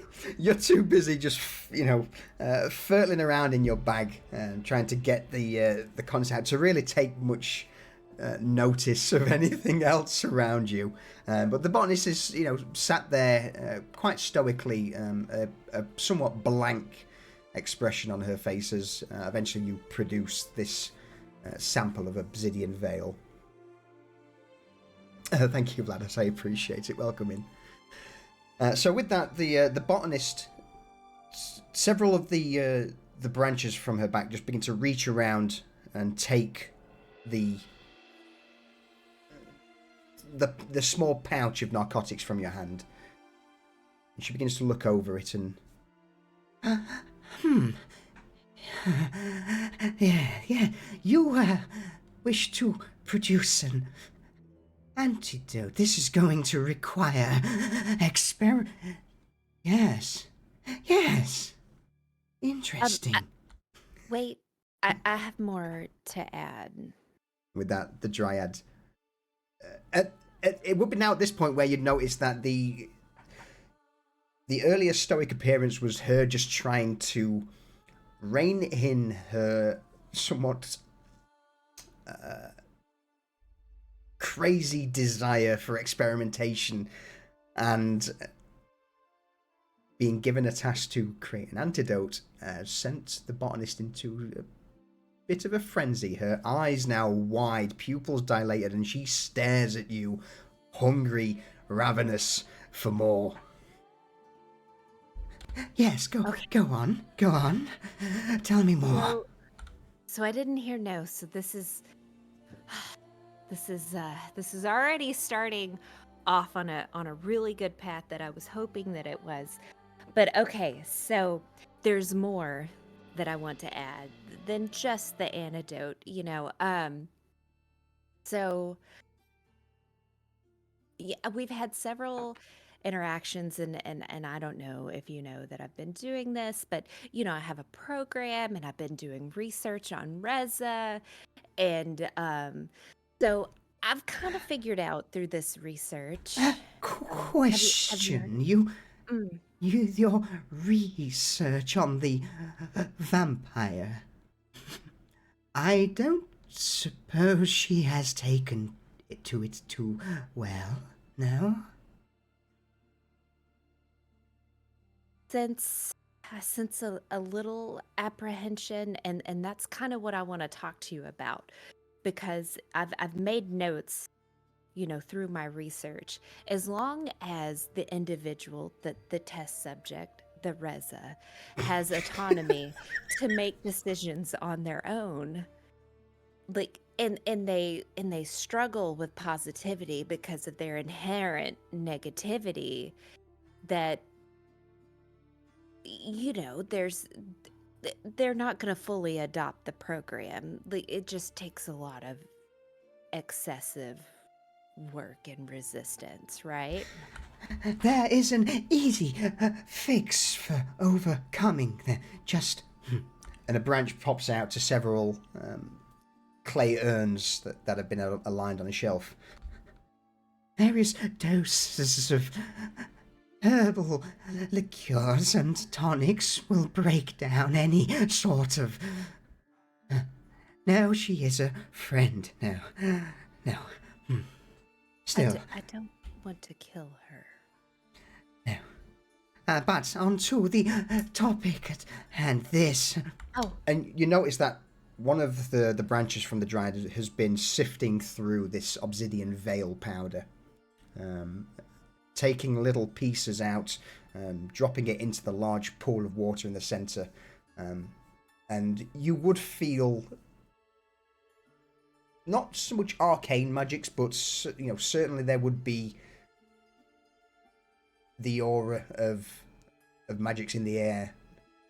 So while her attention is focused on you, the multitude of branches that protrude from her back are working like crazy, pulling various vials and other plants from around the room. This powder is interesting, has elements I am aware of, and then there are others that would probably be more suitably found in the coroner's possession. Nightshade nectar is certainly one of the main ingredients, a potent sedative. Usually lulls people into well, if given too much and used in the right dose, blissful oblivion. But this used sparingly. Also rare, but there are abyssal tears in this, small fungi usually found in the places we are do not speak of under these walls. From below, rare, but they produce somewhat of hallucinogenic properties. Hey, all right. So I need to talk. Okay. Wait. So as you're working on this antidote, and she's completely she's taken mental note of the list, but she I is mean, more antidote. focused, What? on her objective. Why would I want to? This is a marvelous. What are we? Antidote for what exactly? Well, it's highly addictive, and they're in a vegetative state right now, and I've been charged with getting Blissful them off of it. oblivion. But that's what I want to talk to you about with this antidote that we're creating, because I have been struggling's not the word. I feel as though this is an opportunity because I have been focusing on individuals like Reza, but I have an opportunity to create change on a larger scale because there are a ton of individuals that are on this drug right now. So I want them to not only not crave the drug anymore, but I want them to want to encourage others to take this antidote and to spread the positive word. Like they should have this intense, relentless desire to ensure that individuals they are inspiring is making efforts towards living a more, uplifting life. And, I would like them to refer to me as your positiveness. Wait, no. Better yet, how about your royal positiveness? And they should call themselves happy chaps. Say, your, in regards to what others would call you, that would be down to your conditioning of those, so... A tonic is required that purges the body of all of the unpleasantries of this powder, but at the same time can reinforce other... an interesting proposition, for certain. I can... An idea, yes. Small scale, single vial, may be useful on 5, 6 individuals first. Yes, a moment. And with that, this is dark. It doesn't seem it, but when you think about it, you've got a Anyway, the dryad just begins to pull various rare plants from her indoor garden, with a pinch of the powder of the obsidian veil into the central water well, goes in a multitude of other components. From there, she begins to chant as several spells are cast over it, and eventually she takes a small empty clay urn, dips it into the well, and holds it towards you, Vanya. This, Reaches well, out and grabs it. should be enough for 5 individuals to drink. They will be maybe not cured of their addictions immediately, but they will be perceptive to other commands or advice offered. How, in the being cured of their addictions, like, how long must I trap them? I mean, keep them from partaking to be fully cured. At that, almost like a spider, the dryad, begins, the branches reach out, grabbing all of the roof and various things, and she begins to just hover towards you, Vanya, to the point where she gets within, I would say, about 8 inches of you, face to face. And that is where you come into this, to find out. I do not know. It should work, or it may not. There's joy in experimentation, yes? Yeah, I mean, so in the event that it works, and maybe we might need to come back and do some tweaks and stuff, am I able to get more? While ever there is this powder, then I have stocks for... perhaps, yes. Was there any Yes. powder left over from what Yeah, she had did? Okay. Yeah, the botanist probably used about half of what you provided. But before she hands you back the rest of the pouch with the obsidian veiling, the botanist, still a few inches from you, this powder, if you I'm glad you came to me and not the coroner. Grounding of a soul stone into this would perhaps give the imbibers fleeting glimpses into the realms of the dead. How he would love to get his hands on something like this. What, I mean, why would he do that? There are other ingredients in this that, well, I'm only familiar with due to our close working relationship, and I'm sure he would be fascinated. But I would also strongly advise that you don't pass this to him. This stays for us, for our little experiment in bringing your joy to those who are on this black powder. And curing them, yes, because that's the objective. So you said when they take it, there's this opportunity to spread positivity to them. There's a window. There is a small window of being open to subtle commands, almost an indoctrination.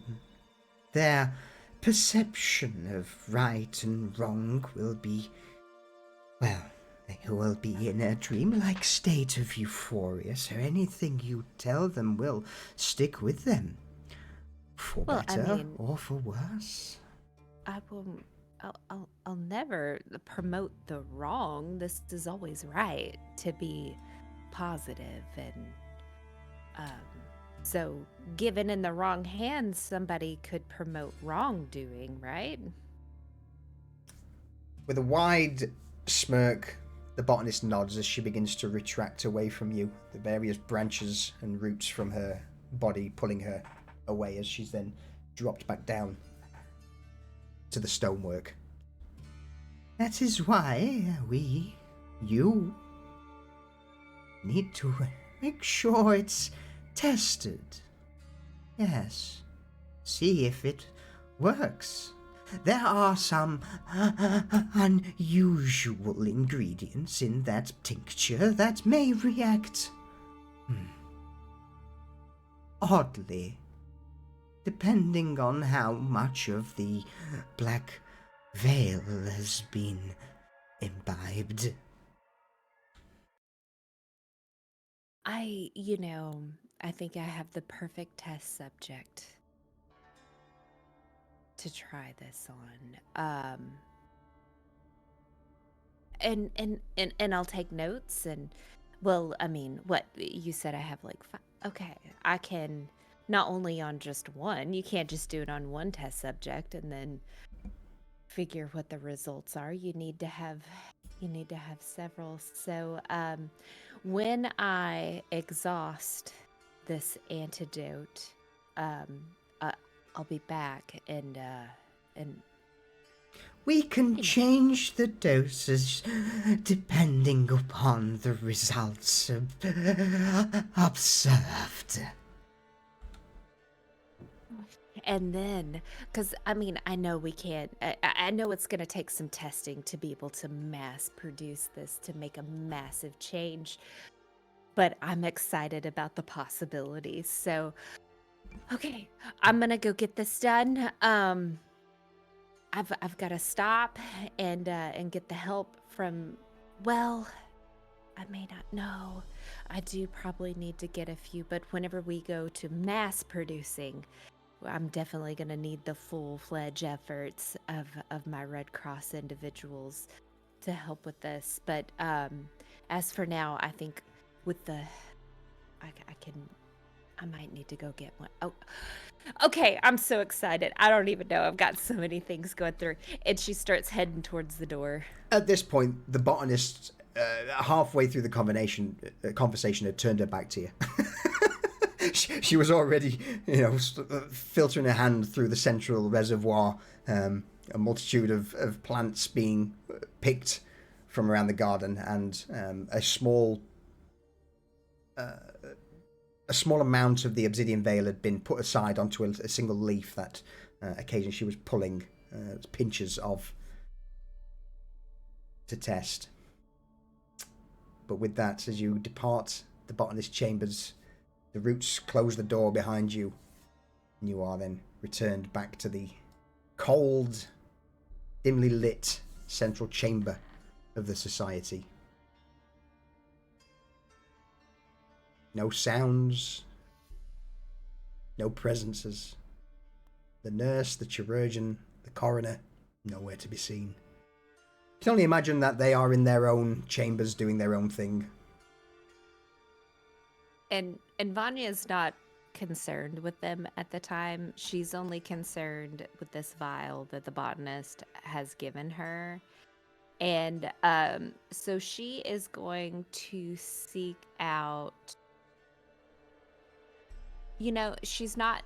Okay, so she's not going to seek out the Red Cross right now because she wants to see how this is going to affect Timothy at the Folly. So she is going to head back to the Folly.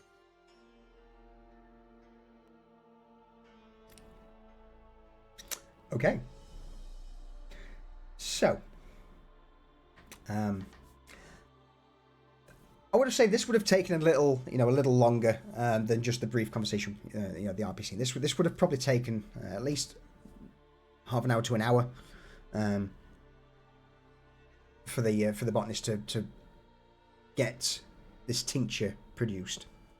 But with that, you would eventually make your way out of the society, through Market Row, into the cobbled streets, before eventually arriving back home at the Baron's Folly. Now, due to me being ill, I have drank a lot of water. I need another break. I'm ever so sorry. It's about break time anyway. It's pretty damn close to break time, so we will call a very quick BRB, ladies and gentlemen. But yeah, Vlados, thank you very much for joining us. Rayvon, thank you for the gifted sub to our new crew member. And Vlados, thank you for the follow. I appreciate it. Obviously, if you have any questions, by all means, throw them in. This has been a long-running campaign. There are some weird and wonderful characters. It is very adult-themed in regards to some of the topics, with it being a dark fantasy setting. We are currently on the trail of a gang that are peddling some form of narcotic called the Obsidian Veil. Magic crack. Magic crack, yes. It's or magic spice to turns people into just brain dead fools, and part of the city is currently rife with it and encroaching on the turf of our gang. Now, as you can probably tell by looking at the portraits, our group of miscreants are an eclectic bunch. We have Vanya, who is Vanya. Beyond words. Beyond words, yeah. Vanya's a special kind of crazy. Teresa, or Reza, is our resident vampire, trying to hide from society. In fact, the whole point of the campaign is, these characters are trying to keep themselves hidden. They are pariahs of the world. If their true nature was ever found out, they will be hunted by society. So it's quite a secretive thing. So yeah, Reza, vampire. We've got Desmond, who is Murder Pinocchio. Garrett, the grumpy fey elf, and then Cypher, the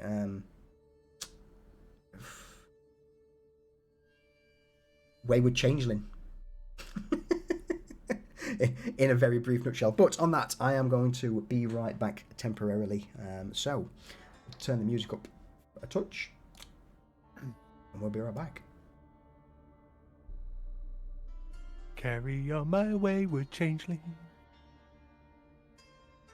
Changed my theme song, haven't I?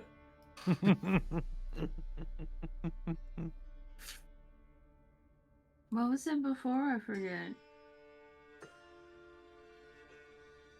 It was a theme song from 28 Days Later. But now it's been more upbeat. So yeah, we'll go with that. Fuck it.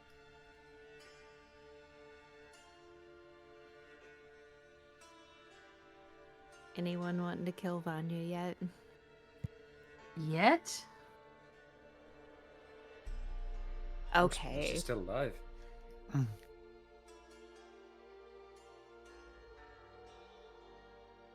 Additional points for being the first non-fairy race in the group Twitch. It's fair. Yeah. Can't argue with that statement. No furries, no tieflings. We murdered a tiefling We did.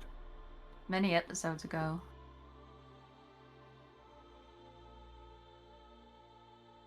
It's good times. Forgot my glass. Yeah. You gotta pee in a glass? It's dedicated.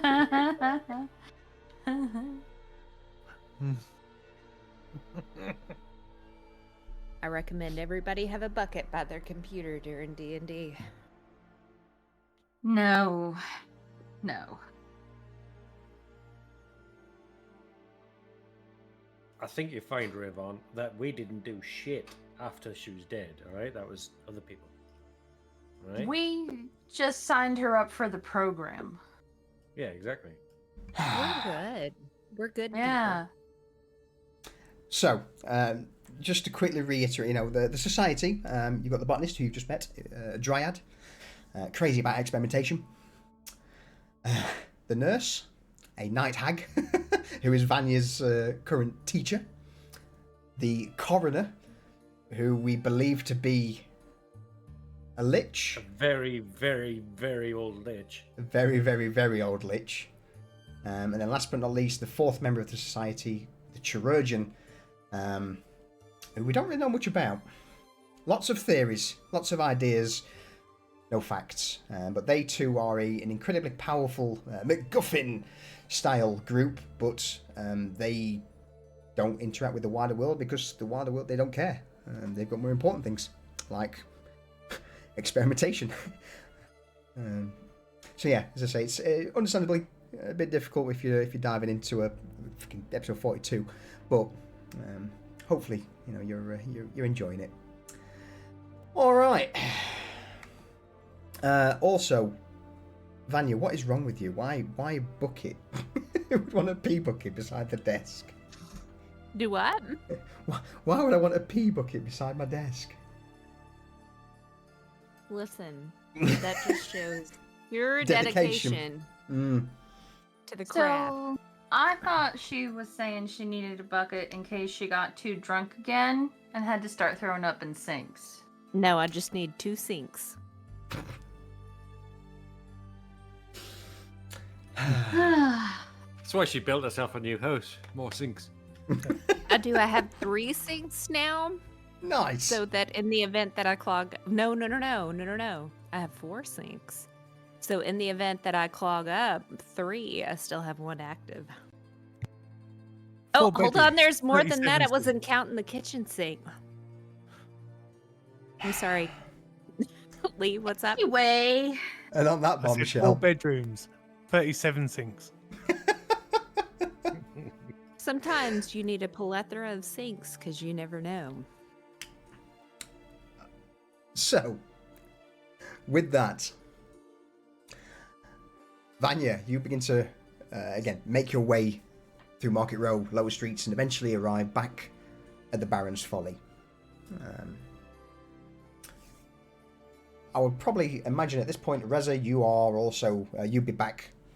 You were back before she left. Yeah. So Yep. I will leave the floor to you guys at the moment for the plan going forward.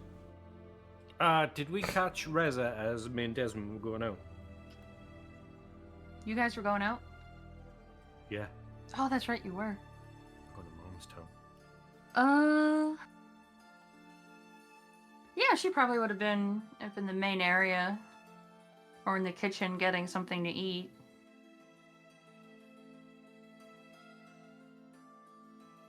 So just on the way out, like we're going to just leave and then stop halfway and be like, "Do you know where there's a blacksmith?"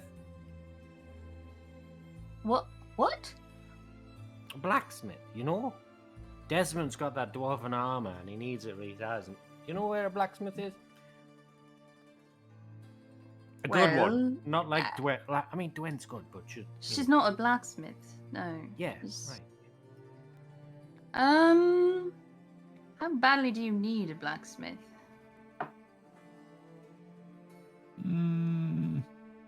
What are you going to do to the blacksmith? Maybe pay them for work? Is that all? No other crazy scheme that might get them murdered? I just have the breastplate, and I want to just have it shrunk down so I can wear it without jingling around and clattering and making all kinds of noise whenever I take a step. She looks at them both, like, appraisingly.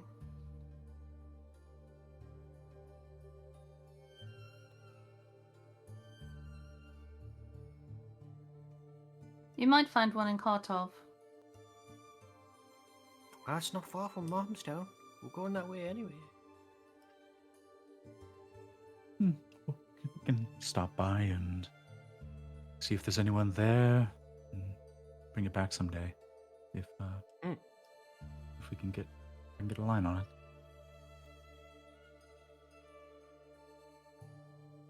All right, thank you. And no killing. Okay. The Also, later blacksmith, on, right? you- Just the you teach- blacksmith. Yeah, just the blacksmith. And later on, you teach me, help me with fuck, what's it called? Language. Sylvan. You want to learn Sylvan? Why? Well, that's what they speak in the Pharaoh. Duh. Just give me 2 seconds, sorry. Also, how else are you supposed to talk about Vanya in front of Vanya if you don't have your own secret language? You know what I'm saying? I mean, Vanya's also a half elf. She might know Sylvan and not be telling us. All right, Shit! Yeah, okay. So I'll make a deal with you. Bloody I cats. will help you learn Sylvan if you teach me Abyssal.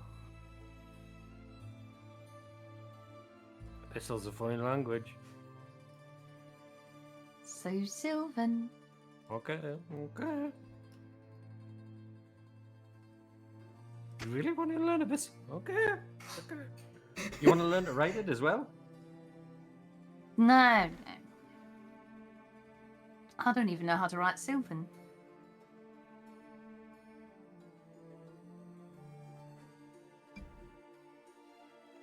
Okay. I guess I need Garrett for that part then. I mean, actually, I might want to learn how. I mean, my father used to write letters to his family in Sylvan.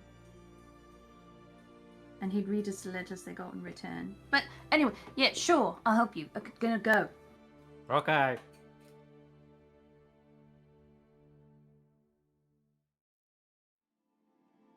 Yo, Desmond, Yes. you want to learn Sylvan?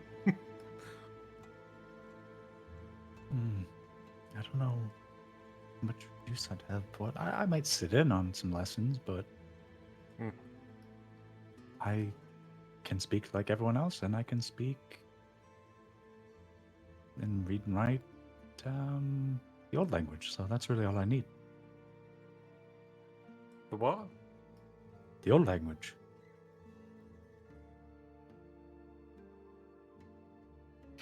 So much to learn. So little time. Okay.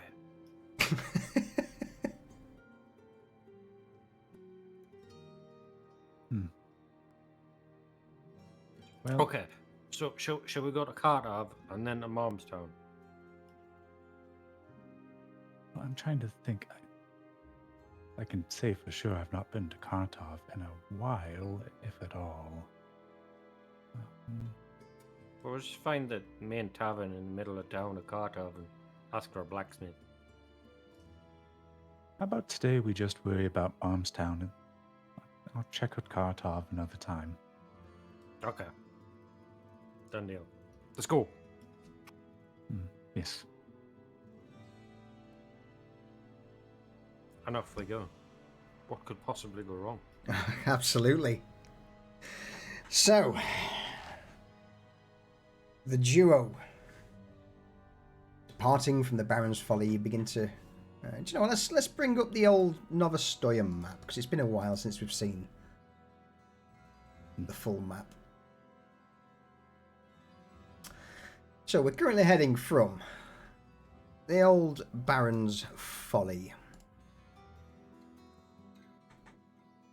up yonder in lower streets. And as you begin to make your way out into the rainy cobbles, rather than heading down the sort of southeasterly route towards Piker District, Yeah, we'll probably take- go west and then south here. yeah, down the main trade thoroughfare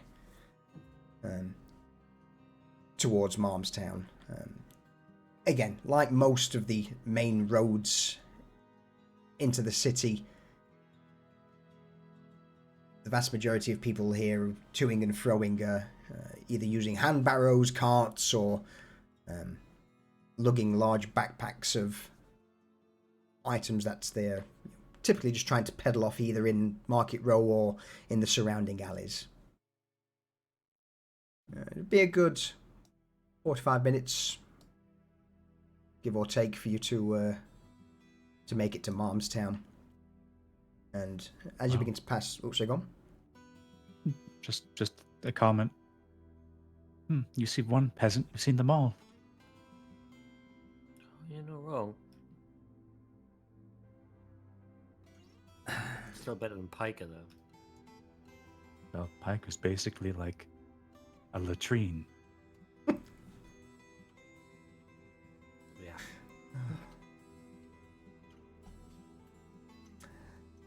So heading down the main road, you will catch the odd glimpse between the various businesses and dilapidated houses on the main trade road to the fields out back. Once in years gone before the great calamity, they would have grown vegetables and various other crops such as wheat or corn. Now the vast majority of the fields are either left in a dilapidated, weeded state, or they're growing things such as root vegetables, or the odd field seems to just be mushrooms as far as the eye can see. Some as large as 3 to 4 feet high. These outer regions is where the vast majority of the plain vegetables and foodstuffs are imported into the rest of the city.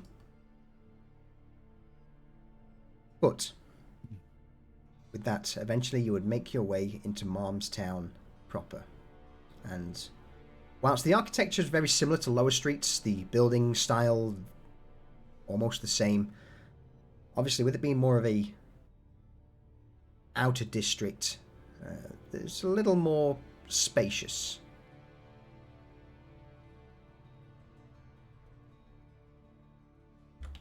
Some of the there we go. As you step into Malmstown, the muddy tracks that constitute as roads, again, nowhere near as well maintained or paved like Lower Streets or the Piker District. And they've been turned to mush through the weeks of, well, years of various carts, and the recent downpour has just turned it into a huge muddy quagmire. Hanging off on one of the buildings is a somewhat desiccated man. Around his neck is a wooden sign that just says thief. A few of the locals stand around beneath, just looking up at him and shaking their heads. Is he a fresh body, is he? He's not dead, just very emaciated. He's been there a while, but he's not dead yet. Almost like the rains gave him a few extra days to think about what he's done. Unfortunate.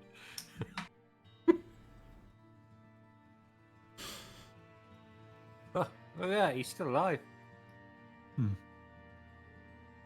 Yes, well, Desmond, after hearing that, he's looking around to see if there are any guards like in the immediate vicinity. No, there are very, very few guard patrols this far out of town. The vast majority of policing tends to come down to, the locals forming a sort of militia. Well, there goes that. I was hoping there might be a guard I could bet if I could hit him with a stone. You see this gruff voice. Hey, what's that? Guards. Guards? Ah, we lad, you said there's something about guards. No guards around here. Well, it reminds me of a time there was a guard and there was a man hanging like this. Oh, what was that? Where did fucking hell, look at you, you're a bit far from home, boy. Yes. Decided to have a bit of fresh air. Looking the guy over. He stands at about 6'3", 6'4". Well built. Again, dirty, grimy, like the vast majority of people outside of the city, but pretty lean. Where'd he come from? Where'd you come from? Twat up there. No, you. Where'd you come from? He looks around at the two associates. Well, you came down the road, and we were stood here talking. Who the fuck are you? Just you. You're just well built and lean for such an odd place. Well, You got work? why, you're looking for work, hey? That's what this is about, you know? A little skinny I have fucking work. some boy. You got work, have you? Well, what are you trying to do? I've Sell got your little work. friend off here? It's no good. His IQ is proportional to his biceps. Look, yes, I have work. Yes, we are all employed. No, there ain't currently any vacancies. Okay, I was wondering if you wanted work. Okay, never mind. Whoa. Depends. What's the pay? It's going to be better than those robed fuckers. Rope fuckers?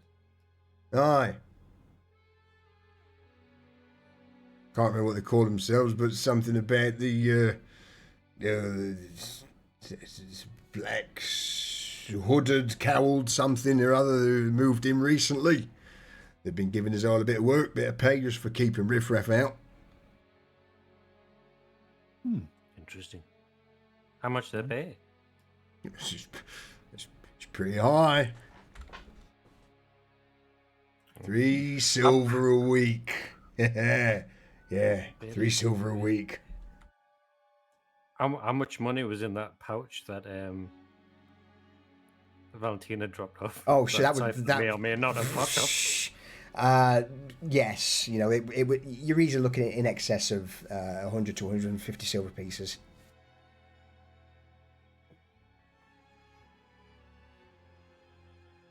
Huh. Okay. Well, how about 10 silver? And do you tell us where we can find these rope fuckers?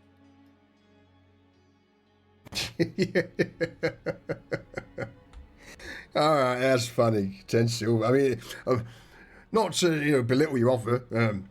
If you. It turns to his two companions who are also chuckling.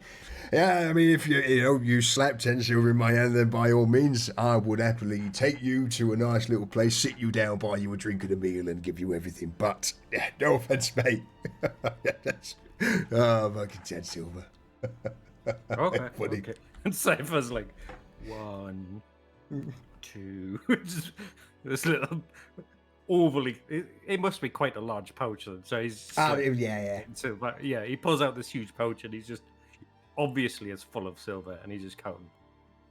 All right, 10 silver. You see? Yeah.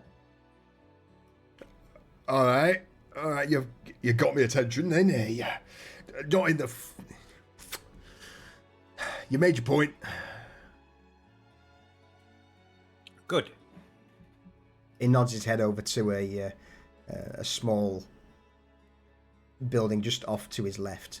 You see a little wooden sign that's got the engraving of a tankard on. No name of the establishment. Idiot. After you. The man steps inside, and as he's doing so, he looks at the two associates. You to do me as a favour, just wait outside, because someone's obviously got no fucking sense whipping coin out like that in a street. Make sure nothing gets said, no one goes and tells, no prattles. The two goons nod, and with a quick wave of the hand, he motions for Desmond and Cypher to follow him into the small tavern. Yeah, we'll follow him. Or Desmond will follow him, at least. Yeah, Cypher will go along.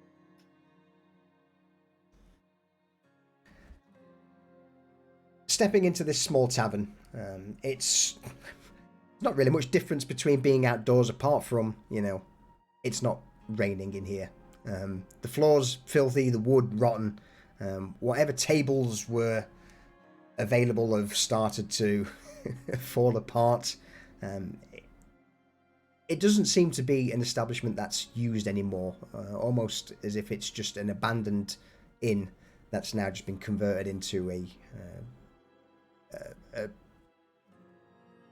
a squalid resting area for this man and his associates. He points towards a barrel as a chair. All right, pull up a pew. Can't offer you much, but we've got... And he heads over to the counter, looks over at the large steel pot. Stewed veg. Freshly made this morning. And alcohol-wise, fucking... He begins to look at some of the bottles he's got stashed. Not sure on that one. I think it's... That's okay, I don't drink. Suit yourself. And while he's doing that, Desmond's going to move things over to the table he indicated to use his chairs.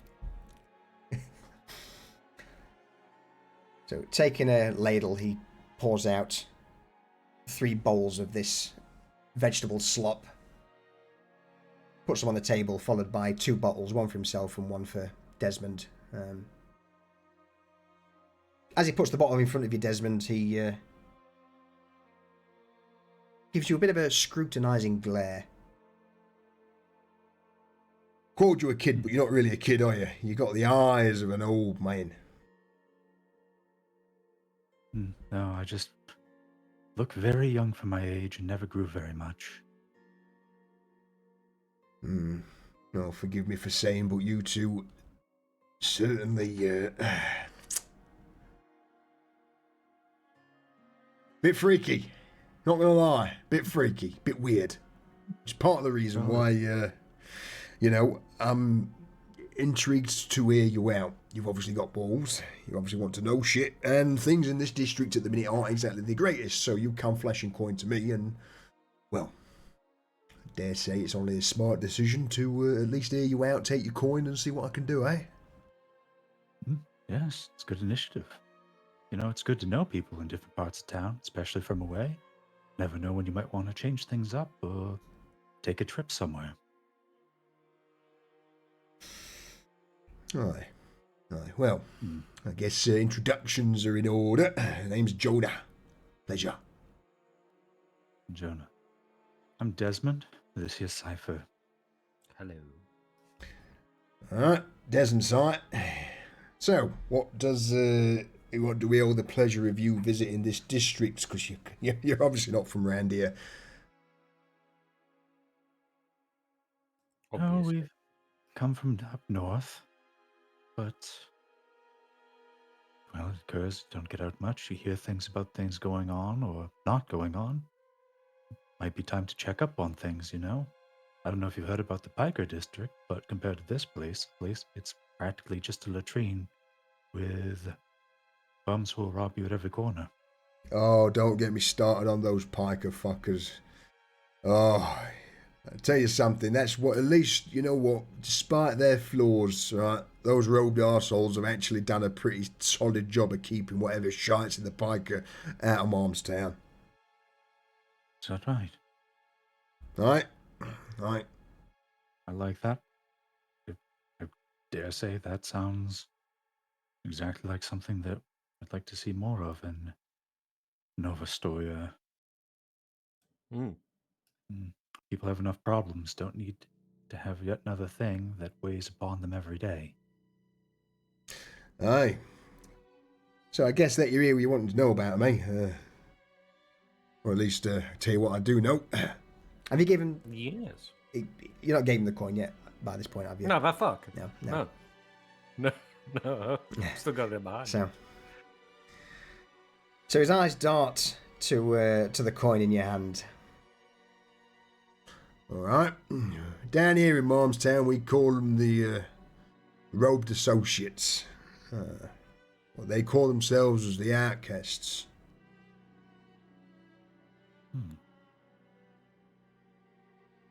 Well then. You know where they frequent, or do they just appear when they need something?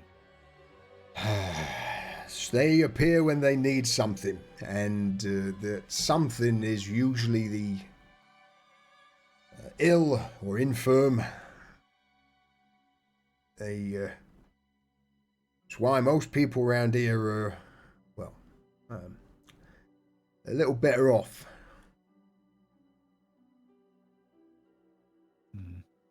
What do you mean? Something like doctors, eh? They say they're doctors, but you never see those who are ill or infirm or feeble ever come back.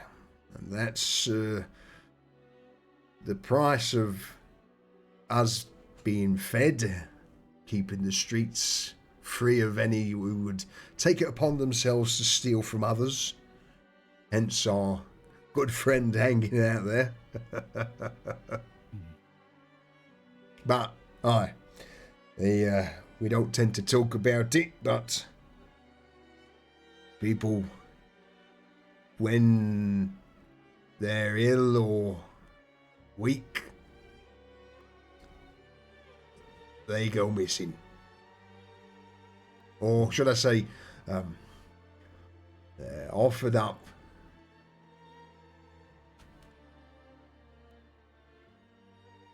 Offered up? Understood. Where exactly? Is it like a leave your dead here sort of thing? Not so much dead, but for anyone You get who- what I mean. Yeah. Aye. For anyone who's willing to depart with their beloved, they're offered a small stipend, usually at about 4th bell rung of the day. You'll see a group of 5 or 6 of the cowled associates just make their way through town. Don't say anything, don't talk to people, just if you have something to give them, you just approach them.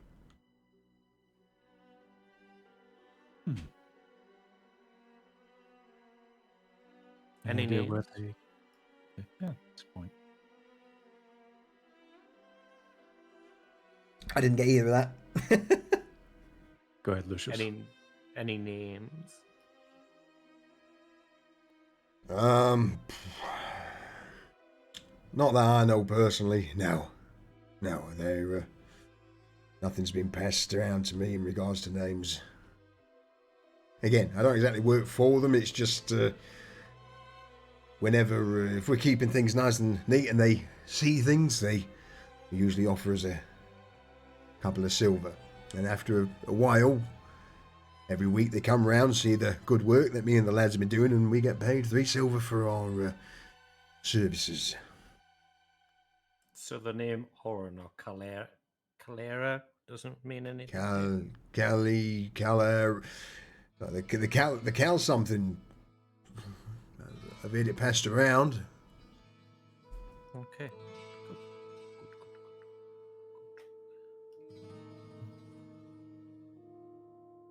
Well, do they come from one side of town to the other, or do they just... No, they just tend to. All we know is that on the 4th bell ring of the day, they'll make a procession through the main street, and usually you'll find a few people huddled waiting for when they pass to, hand out a location. I mean, sadly, I had to. My sister was not well, but yeah, it's you sort of tell them, and they will arrive at some point, and ferry people out. Yeah.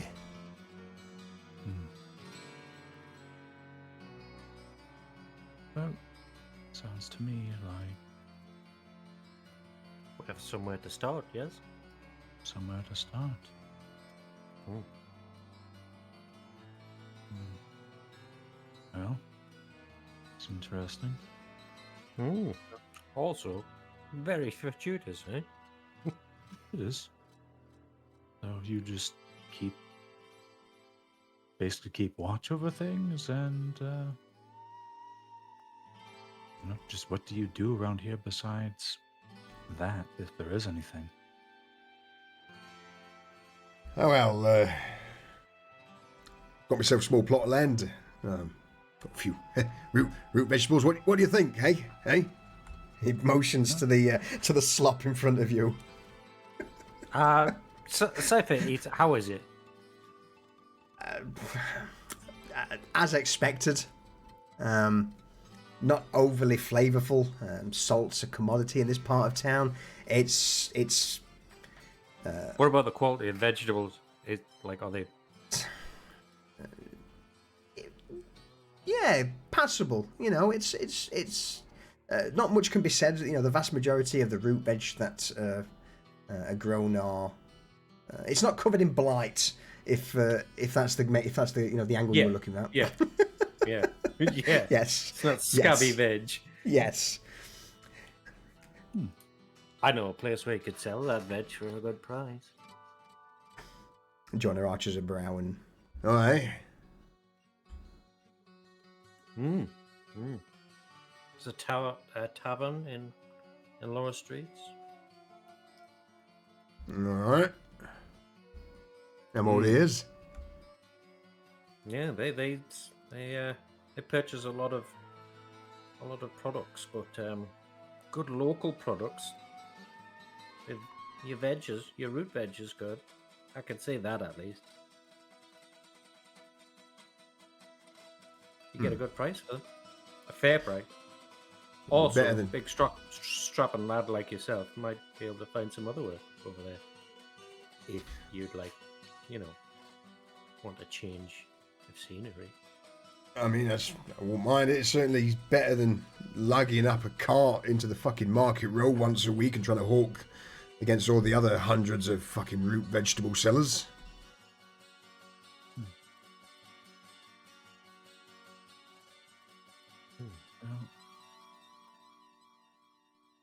All right.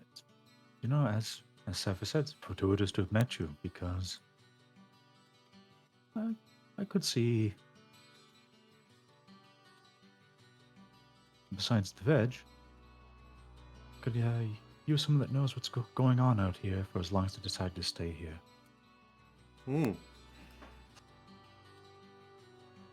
Well, Also, something to think or two about keeping an eye on those bastards from the biker who are spreading filth. yeah. I mean, the only thing with that, I don't know exactly what's going on, but the only thing that I am aware of, and there is a couple of wagons that pass through here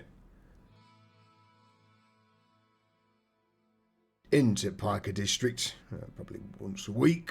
We're not to Coming inspect from them north or or south? south. From the forest, then, yeah. Aye, yeah, we're not to inspect them, but at the same time, they're not allowed to sort of peddle whatever they're selling or whatever they've got here, and I've got a sneaky suspicion that it has something to do with one of the reasons why it's not spreading here. If you catch me drift. Well,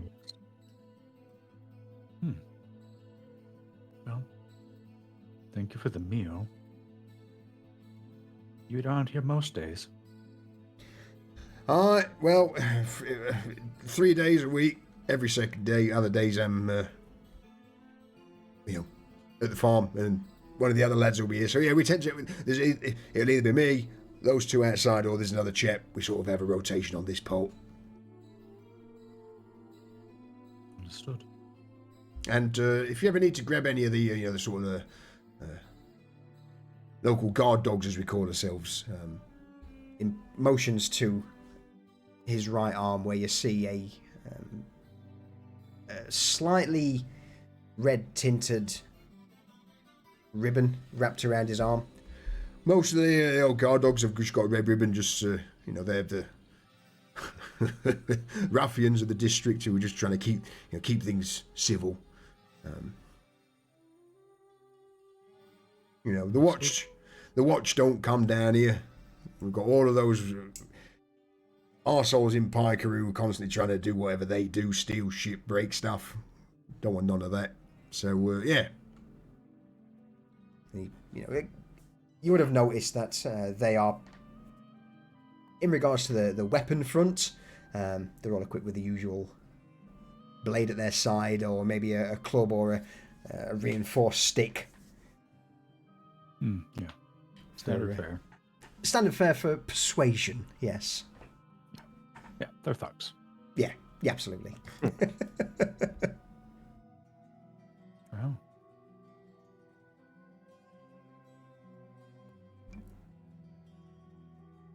Well, thank you for the food and for the information, I guess. Desmond, anything else?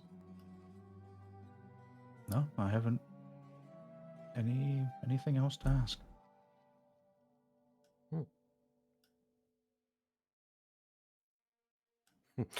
You'll be after payment now, eh? He flashes a grin.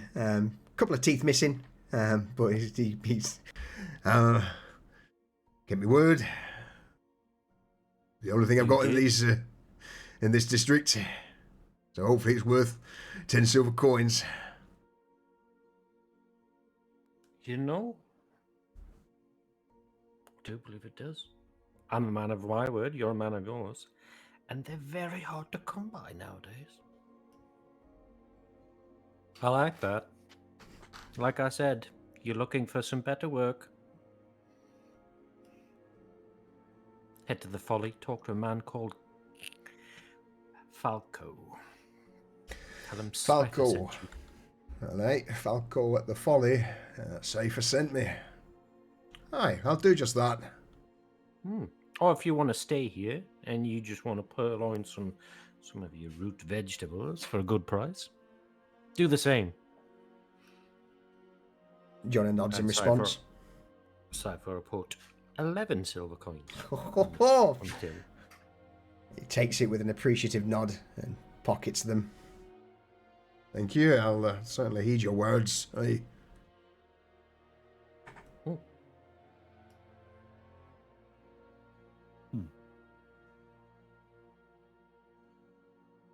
Well then.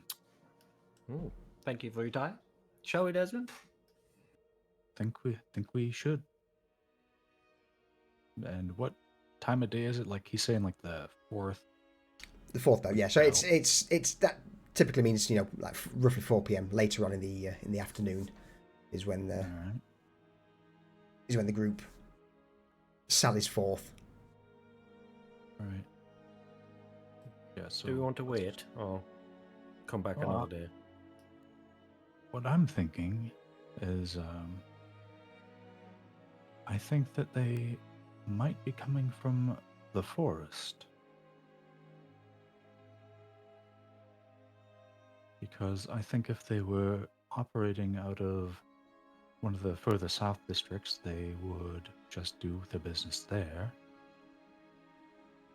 I'm thinking that they might come from the south. We could wait just to get a look at them, see if they might look like... I mean, if you want to wait and follow and see where they go briefly, I'm okay. I think that might be a good idea. I'd like to see if they look like the Morbus Doctore. They might be using a different name out here. Oh, I didn't think about that. Very true. I mean, how many hooded cult-like followings can there be in one place? A lot. Maybe. Like a lot. Yeah, so I suppose we should find a place off the main road and just wait a bit.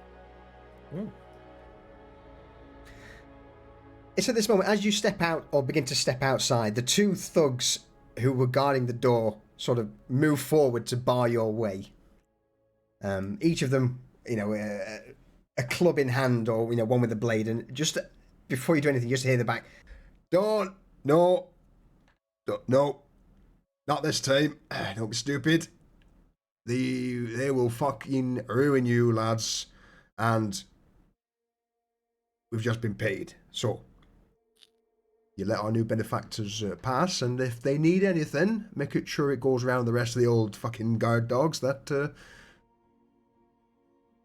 if they need a place to stay, bite to eat, drink, so on and so forth, you give it to them, eh? The two thugs who were, ready to potentially batter you over the head, just look at each other for a moment. Hey, yeah, all right, boss. Sure. Yeah, sorry. Yeah. After you two. Yeah, go on. After you two. Cypher's got just that creepy grin that is too wide for a normal person. That goes back to his ears on his face, like lipless mouth. Just thank you. No hard feelings. It's worth a try. I'd have done the same. To be fair, in fact, they'd been dead before they did. Precisely. That is my thoughts exactly. Well, yeah. As you depart, you do see Jonah hand out a couple of the coins to the other lads there, and they, see you off with a wave. All right. Okay.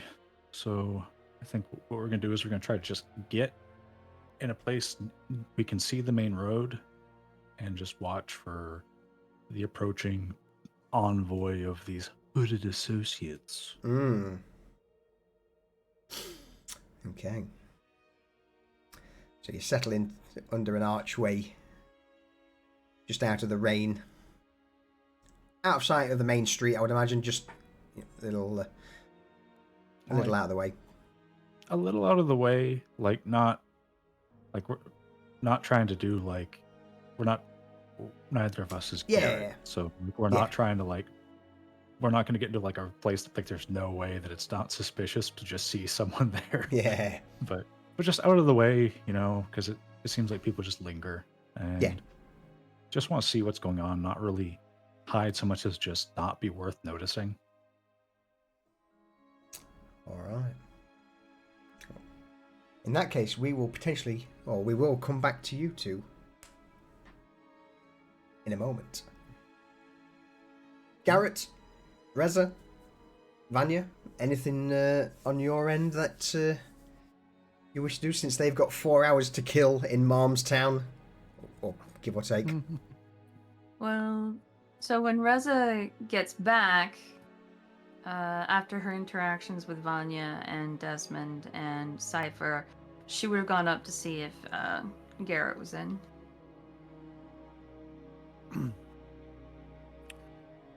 Sat on my desk, sketching what looks to be a ring on a piece of parchment. Knock knock. Come in. Reza opens the door and leads her head in. I'm planning on heading out to Market Road to pick up my my hand crossbow from Dwen. Care to join, or anything you need? Oh, I do need to see Dwen, actually. Well, those wagons of wood, they're for her. I figured as much. Yes. Right, well, just let me know when you're ready with the... that's a pretty thing you've got there. Very nice. Yes. Cypher wants a ring like mine. That is adorable. Mm-hmm. He also wants me to teach him Sylvan. Yes, he spoke to me about it as well. Oh, all right. Just as they kind of go towards the end of that conversation, they see Vanya swiftly move by the door and say, "I'm looking for Falco." What? Why would you look for him up here?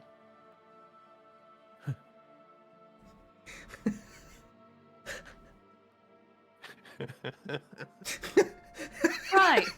I'll be in the bar. Let me know when you're ready to go. Will do.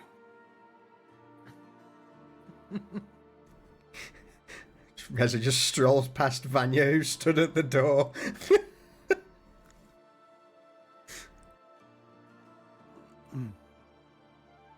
At this time of day, Vanya, I would think it'd be in his room. Oh, I've looked all over and I haven't seen him. But I'll head that way. Failing that, food or ale is a good place to find him. Did you say? I'm sorry. Repeat that. I'm like all caught up in my thoughts right now. Food or ale? Food or ale. But I've been down at the. I'll go look again. Maybe he's in a corner, like brooding because he's upset with how much work that he has. He's probably tucked away somewhere. All right, we've got two avenues here. Garrett, Reza, or Vanya, which... where do you want me to go? Well, I'm intrigued. All right. So, Garrett, as you finish off whatever few bits and pieces that are taking up your attention in regards to the ring design, pack away your items in your desk and begin to make your way downstairs, Vanya's already shot off. Having checked around the folly, there's no sign of him anywhere. So just as a last ditch attempt, you go back to his room upstairs. Knock once. Knock twice, louder. And on the third knock, just when you're about to give up, you say, "Oh, fuck off!" Oh, you're in there, Falco. It's Vanya. I know it is. Oh, give me a minute.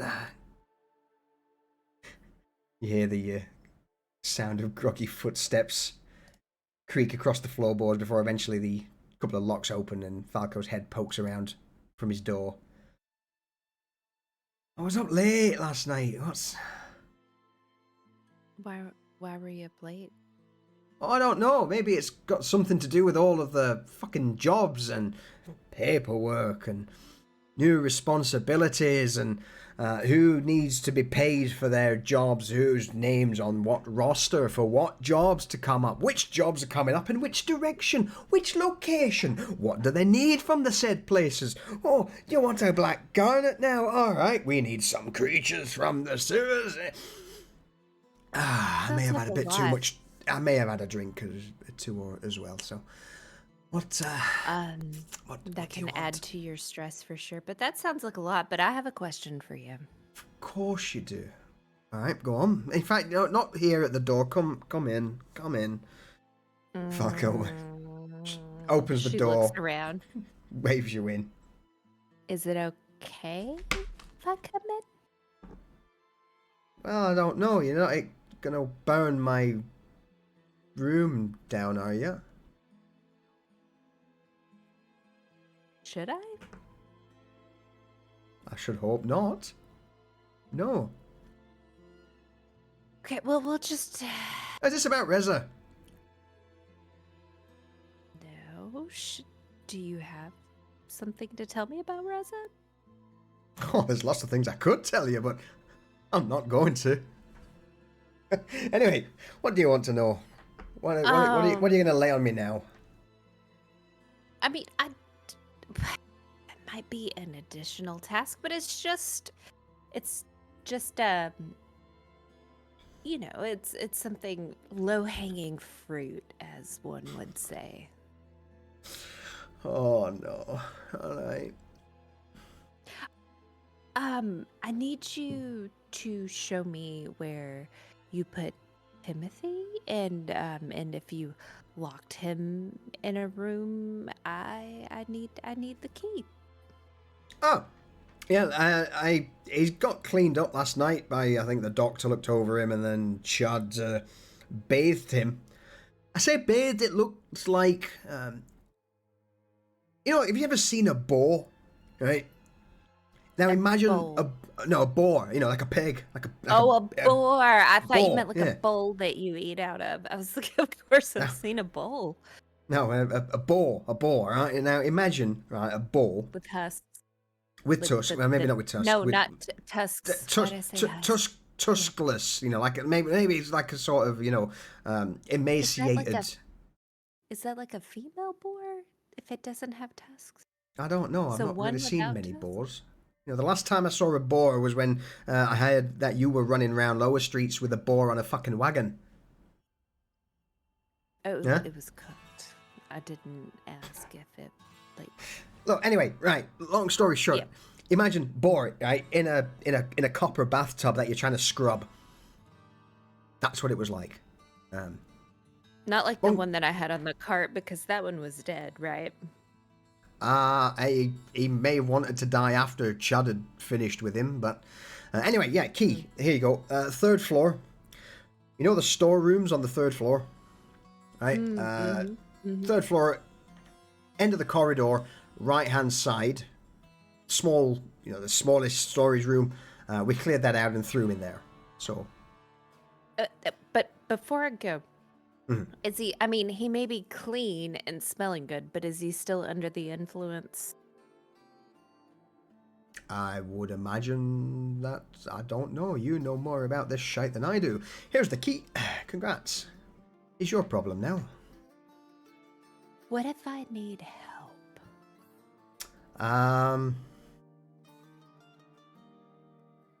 Oh, alright, fine. I'll help. Just give me 5 minutes to get some clothes on and. Because Falco's he's just sat there in naught but a pair of skivvies at the minute.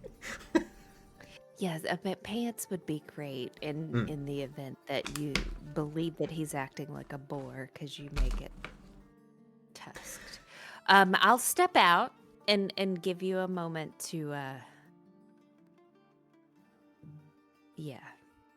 And she All right. steps out.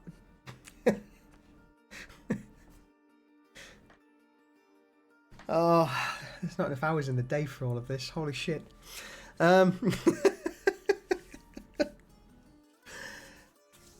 So, a few minutes pass and eventually Falco steps out of his room, now donning his usual leather breastplate, his sword's tucked at his side, and he looks over towards Vanya. Right, let's go. All right. Lead the way.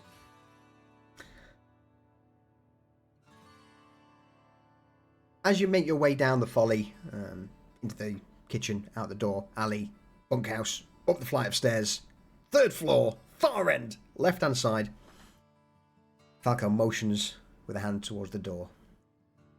Hello, you've got the key. See how our newly scrubbed friend's doing, shall we?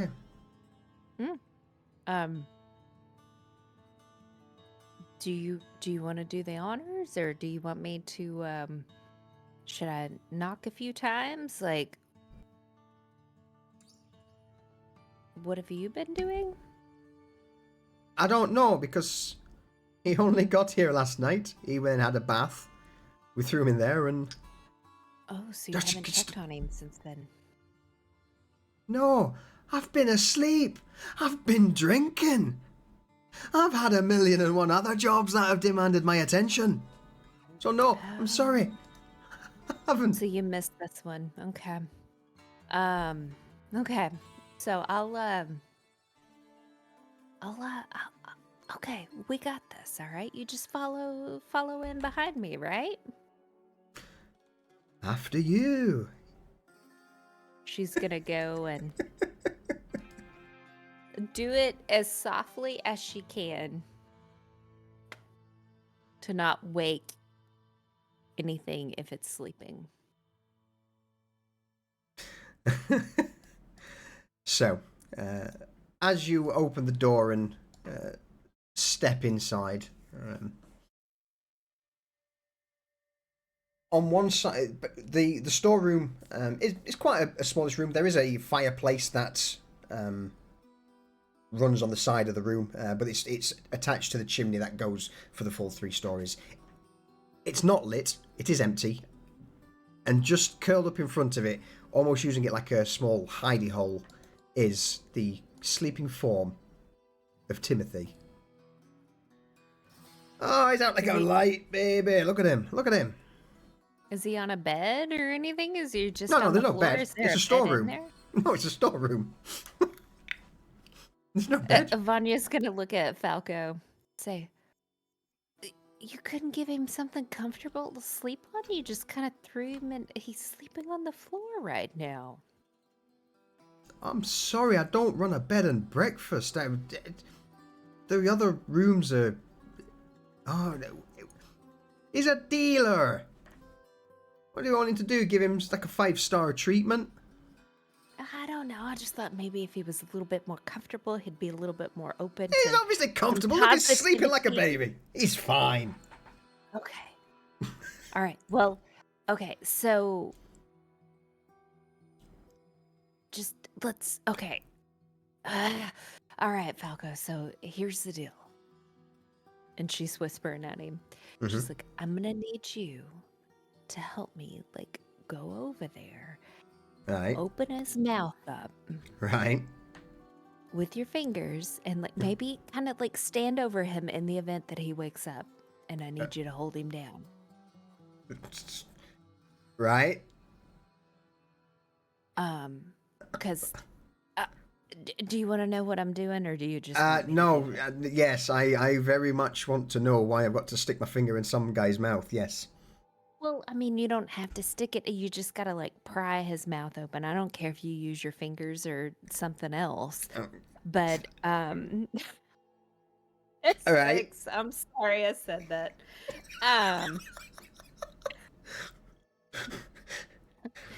But here's the deal, okay?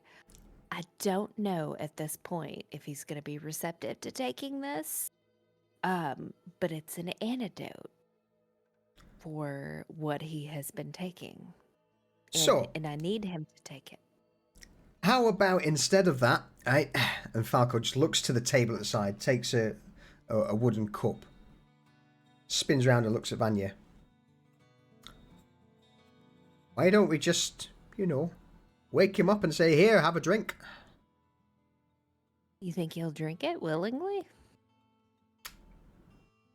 It's certainly better than whatever it is you were about to do. I think it's probably easier just to say, "Here, have a drink, lad. You look thirsty." And he probably is, right? Because you just kind of threw him in a corner. Falco just nods. Yeah.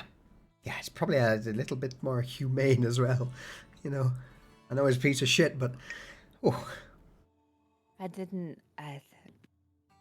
You're totally right, and that's why I brought you along for these suggestions. So let's do this. Let's. So with that, Falco walks up, shakes Timothy on the shoulder.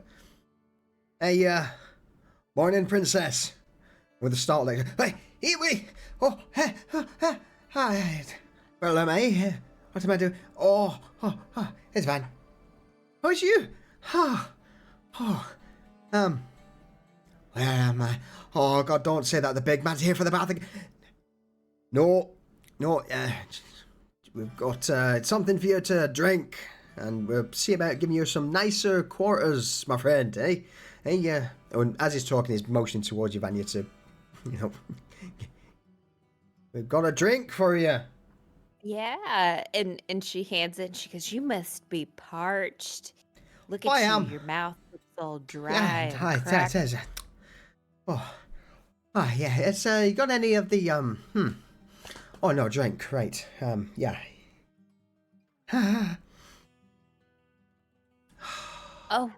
But are you still feeling under the influence before you drink that? Like, do you still feel?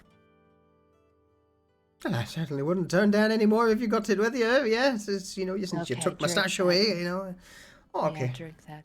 Yeah. So with the small wooden tankard in hand. Oh no.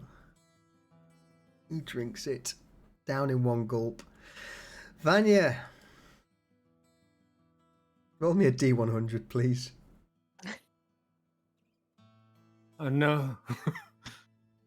Oh, yes.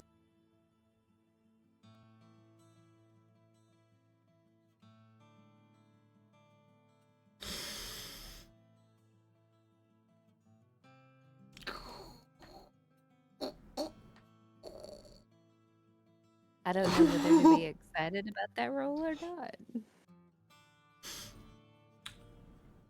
As he drinks the liquid, he's like, "Oh, that was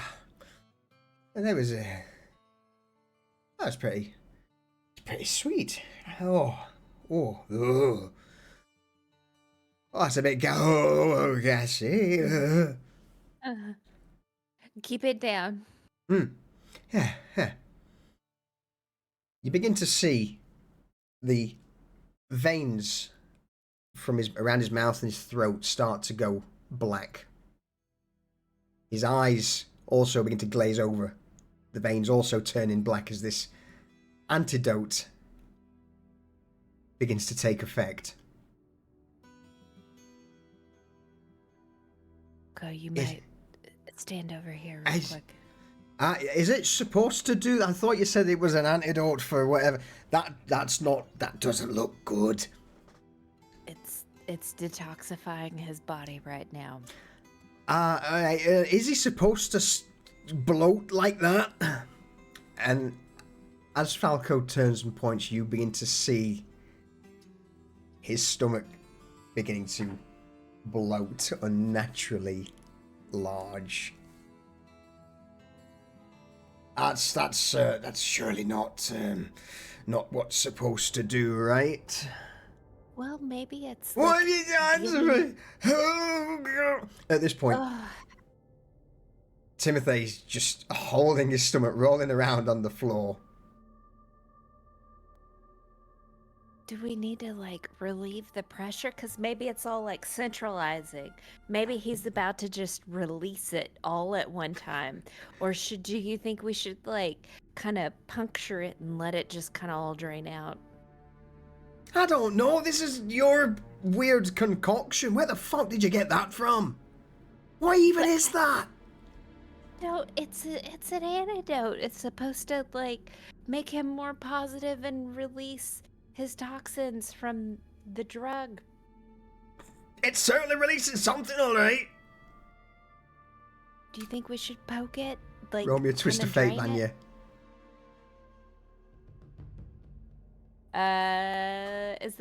It's the yin yang sign. Yin right? yang, yep.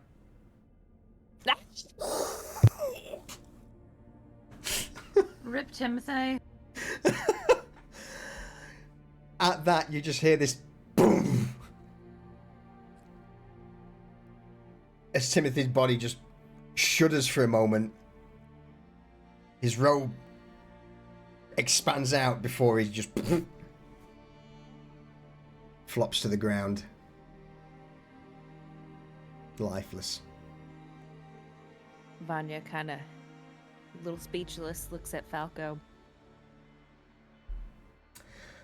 Why didn't you drain it? With what? What did I do? Just run him? Could have jabbed his stomach and drained it like a boil or something. I don't think that's the right antidote. I really don't. You've got any more of that? Should we try it on someone else? Should we have given him the drug first and then tried it? I don't know. I don't even know what it... What? Where did you get it from? What did you... What? I don't know. You're asking the wrong person here, Vanya. This is well out of my wheelhouse. You know... That's a weapon. What do we do with the body? Just leave that. It's gonna be very bad. Leave that to me. I'll say he spontaneously combusted overnight. Nah, I feel like we gotta be honest. I mean, because he knows I'm working on the antidote, and maybe it wasn't the right thing to test it on Timothy. Maybe I should have asked Garrett first who I should have tested it on. Oh God. But we're gonna have to go back to the drawing board. Or do you think I should find another? Just try it with, like, maybe give them the drug and then try it and see how it. Because we're gonna have to like identify. We're gonna have to test and research, right? Can you go get us another guy? Add that to your Yeah, sure. list. All right. Yeah. Okay. All right. I'll Yeah. go get a few. I'll go and grab someone from the Piker district. What? Like. All right. Yeah. Sure. All right. Whatever. Fuck me. Sure. And I've got some drugs left over, so this next time you just let me know whenever you have somebody. We'll just feed them the drugs, and then we'll feed them this. Falco flashes a shaky thumbs up in your direction. All right. Sure. Give me. I'll go and get one of the lads to. Fucking hell. All right. Yeah. And with that, Falco turns, goes to the door. Don't worry about about our friend. I'll get someone to fix that. What are your thoughts on? Do I need to immediately tell Garrett, or should we go ahead and experiment on the other guy before we tell Garrett? It's just, as I said, this is well out of my wheelhouse. I wasn't expecting to randomly blow some guy up in the storeroom this morning when I woke up. I'm gonna gauge his temperament whenever he comes in. If he All feels right. like he's in a good mood, he's in a good mood. Okay. I'm doing what I said I would do, though, Falco. Stick to your principles. You know, you thought it was the right thing to do. I respect that. It may not like the outcome, but hey. I also thought it was the right thing to do to drain him, but we didn't do it. I second guessed myself. Okay. All right. Yes, get us another guy and I'll deal with Garrett. All right. With that, Falco steps out of the room. Oh, I'm so sorry, Vanya. We got more experimentation to do. Absolutely. Vanya is truly the scariest one of us all.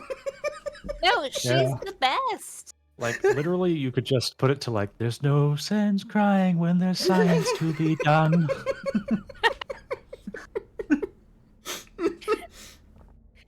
I love her character. Oh. All right.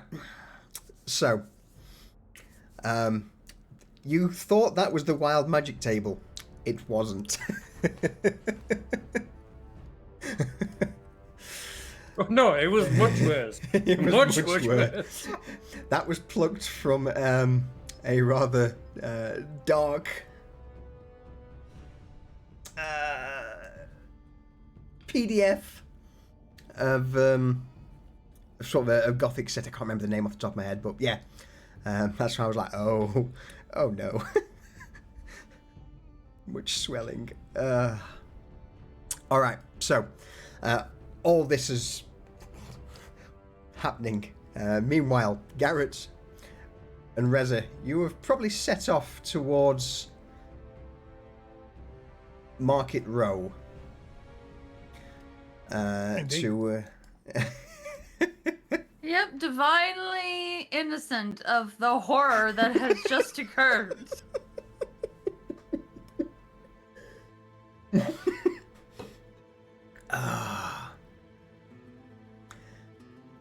So, Garrett, Reza, you make your way through Market Row, eventually arriving at the much improved. Did she rename the store? No, I don't think she did. She didn't. No, she didn't, did she? moved it. She just moved it. Yeah. Yeah, you arrive at the new location of the wooden spike, the much more spacious, luxurious. You know what? That's probably a good point, actually. Do you want to call a quick pee break before we get into that, or are you guys? Yes. Yeah. Okay. BRB. Yeah, we'll call a BRB. It was saying it. Thank you, Rayvon. I appreciate it. All right.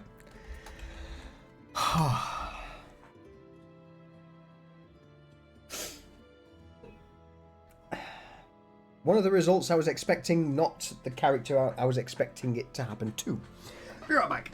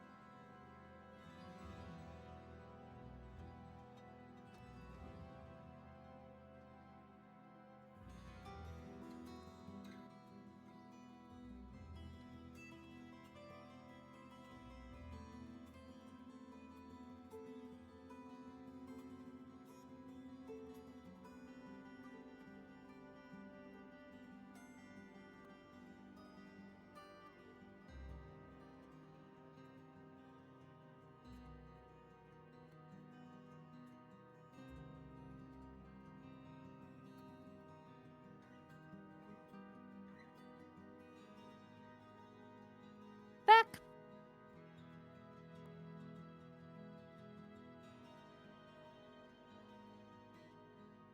Is anyone else here? Yeah, I'm still here. Sorry.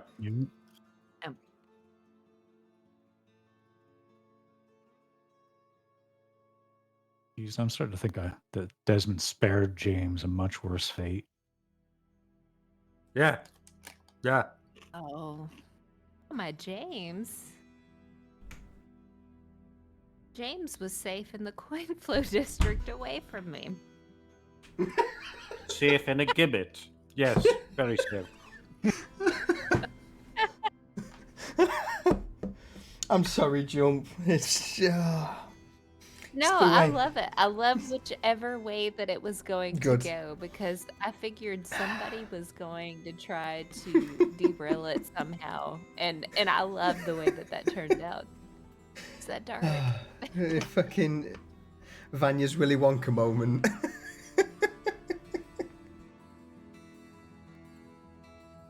The blueberries. Yeah. Oh dear. She'll just know better for next time. Absolutely. And we're not done with that. There were.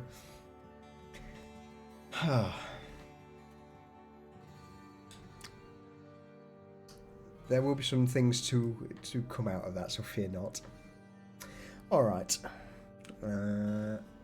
Is everyone back?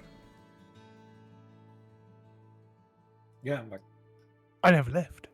Oh, welcome back, My Garrett. bladder was not full. No, I've been, I've gone through like 5 pints of water since I'm back. start of stream. Just trying. Yeah, to... I was at the toilet when that guy blew up. You know how hard it is to pee while laughing uncontrollably? She had to clean up afterwards.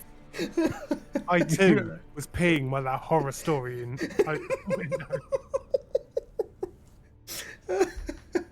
Makes me so happy.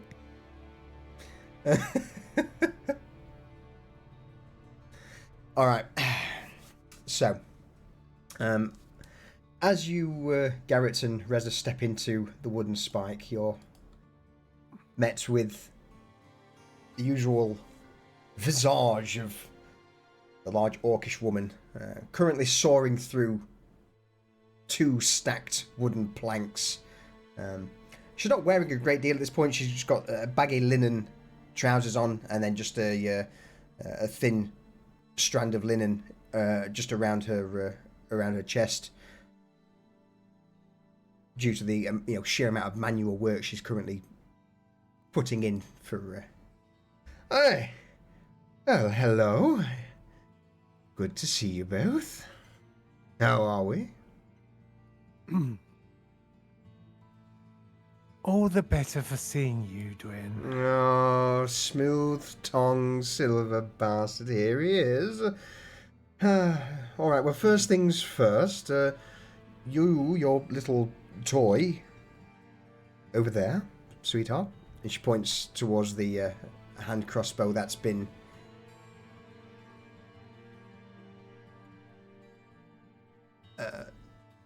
sort of sat on its on a custom built wooden stand on one of the counters off to the side. Ooh.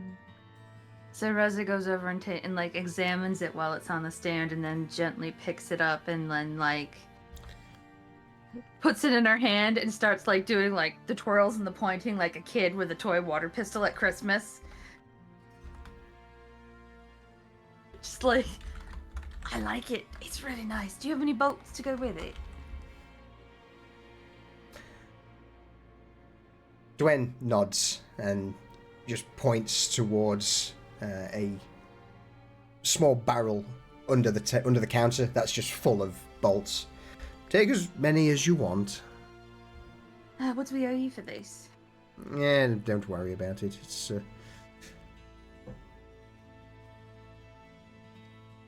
You sure? She nods. Well, thank you.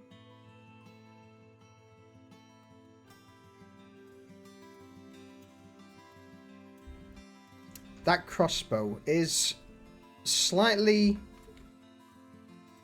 better. Not by much, but it's an extra plus 1 damage on top of it, with it being a named crossbow that Dwayne herself crafted. Ooh, okay.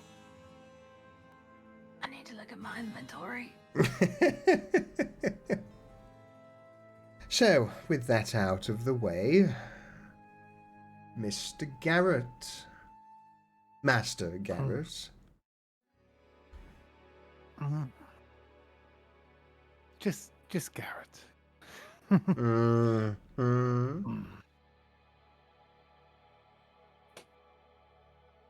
So wood. I have 5 wagon loads of wood from the stillborn. Dwayne stops soaring, looks up at you, crosses her arms, and my, that's quite the haul. Quite the haul.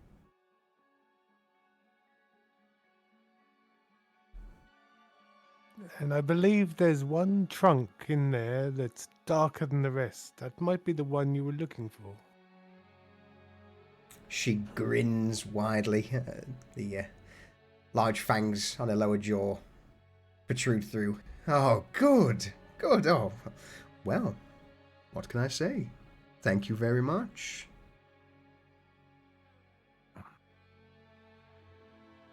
I'm eager for the work to begin. All right, well, if that's the case, looks like I'm closing up. No, got to do this first. Tomorrow, you will have me at the Folly for as long as you need. How's that sound? Sounds perfect. Absolutely perfect. Though I am going to require a bed and, food, drink. Lots of drink. Of course you will. I will let Francis, Falco, and Julian know. They will give you everything you require. Dwayne just nods. All right, good. Good. No, I look forward to it. I'm somewhat ready for a larger project. Something different than the usual stools and, well, home furniture that the vast majority of people want around here. And honestly, if I have to make any more just basic crates, I'm going to lose my fucking mind. Marvelous. By any chance, while I'm here, you couldn't spare a small bag of casting sand? Oh no, whatever will I do with that? Garrett, you know where the barrel of sand is. Just get whatever you need. Always polite to ask. And if I may borrow your wire maker, that would be delightful. Well, I will not be needing it for the next extended period of time, so by all means, whatever you need. In fact, she reaches into the pocket of her linen trousers, pulls out a single key. Do me a favour, since I'm not going to be here for a while. Here's the spare. Just check in every now and again. If you need to use anything, or if you need anything, then by all means, feel free.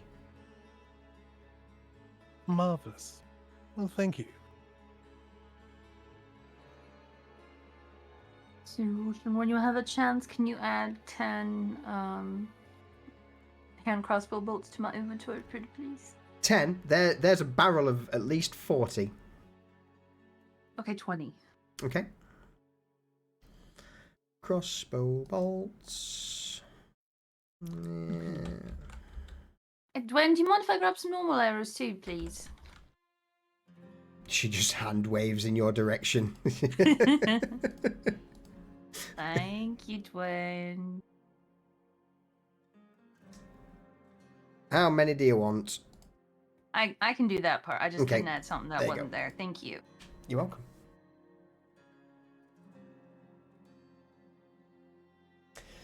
So, with all of the necessities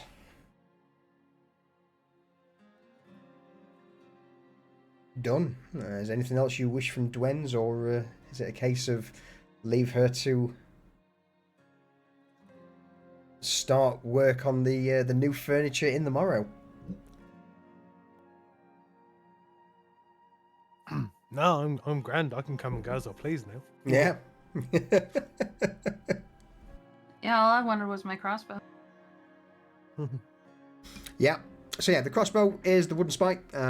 It basically does standard 1d6 damage as a hand crossbow, plus modifier, plus an extra 1 damage. So it's finely crafted. You notice that Dwen has reinforced the arms a little. The twine used for the string has been pretty much strung to the point of almost breaking, but then strengthened. And there are a few embellishments carved in to the handle and the body of the crossbow. Yeah, Reza admires it for a few more minutes before she kind of tucks it into a hook on her belt under her cloak.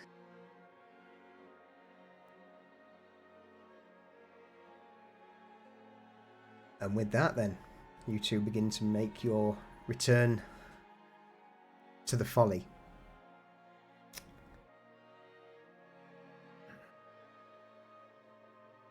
I wonder how Vanya's doing with Timothy. I've got great plans for that man. You know, I suspect that once his mind is cleared, he'll be able to give us a lot of information about the Verdant and, the drug trade in general up there. He'll be a great resource. Yes. I'm thinking of putting him with Rurik. The brains to go with the brawn.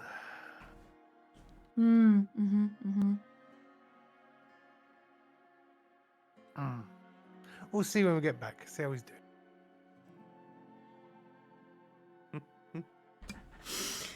Pour a glass out for the homie.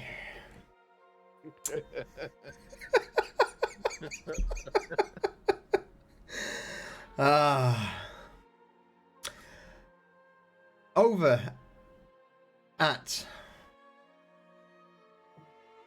So, alright, so basically what I'm going to do... Man, there's so much to do, so much to do. So much to do. So much to do.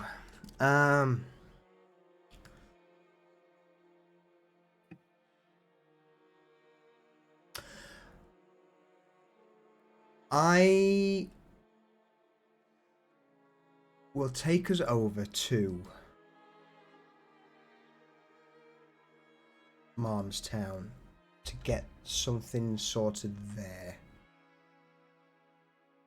Or at least give some ideas on that end. And then I've got homework for everyone.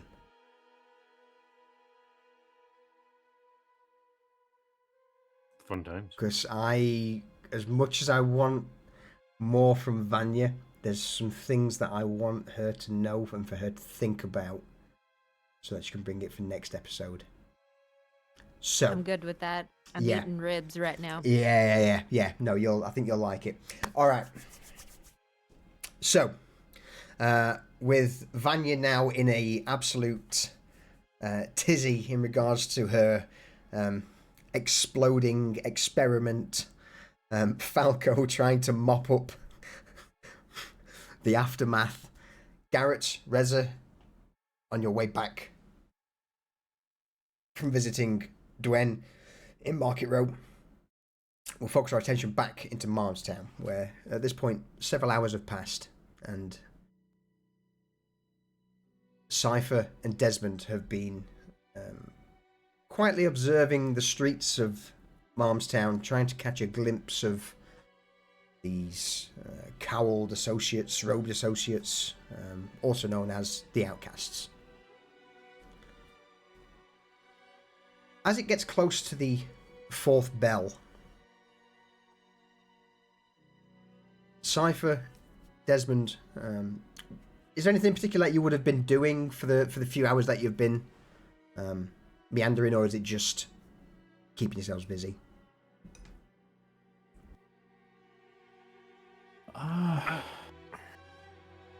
Pretty much just like looking around at the place, see if there's any like,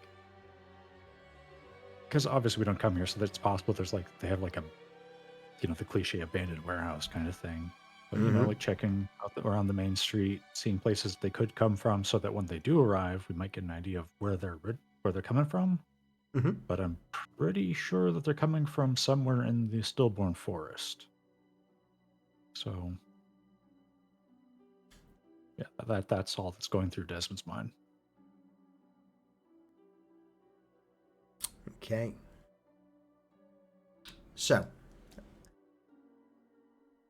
as the fourth bell rings out from a nearby clock tower, shortly after you will begin to hear, or at least see, several people make their way onto the main street. Some of them coughing, spluttering. Those who were usually hidden through most of the day, or at least, you know, perhaps they're the most healthy of their families. But regardless, there's easily 10-15 people who begin to make their way onto the main causeway. And 10-15 minutes pass, and eventually you begin to see a small procession of 5 individuals. Four of them have brown robes wrapped around them, the hoods up, and a brown leather mask that's completely flat apart from an open gap for the eyes. And leading it is a relatively young woman, a candle in hand. Her robe's a little cleaner than the rest, not made of leather but of linen, blue in colour.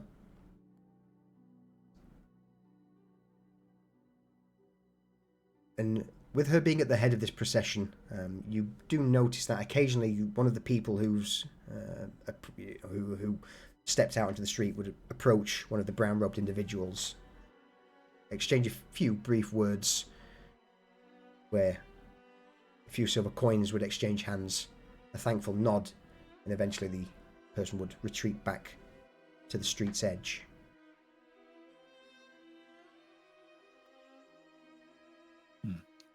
And are they coming from the south or the east? They are indeed coming from the south, along the main road from the south. Okay. Just sanity checking what's going through my mind here.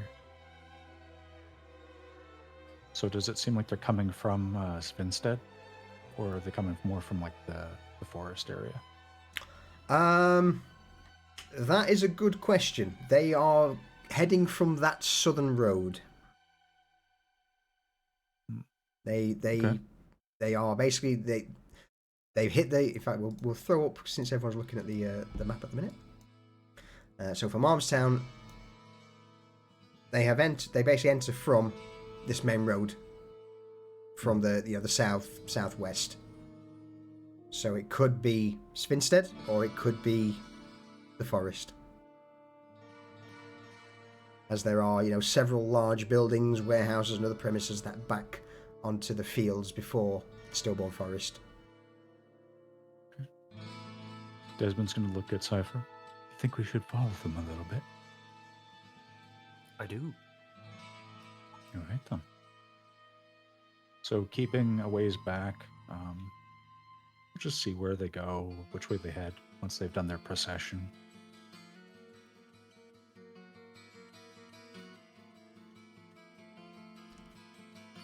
And judging from what we've seen of the Morbus Doctore, like, do they have that kind of look to them, or do they seem to be something separate? The robes are very similar.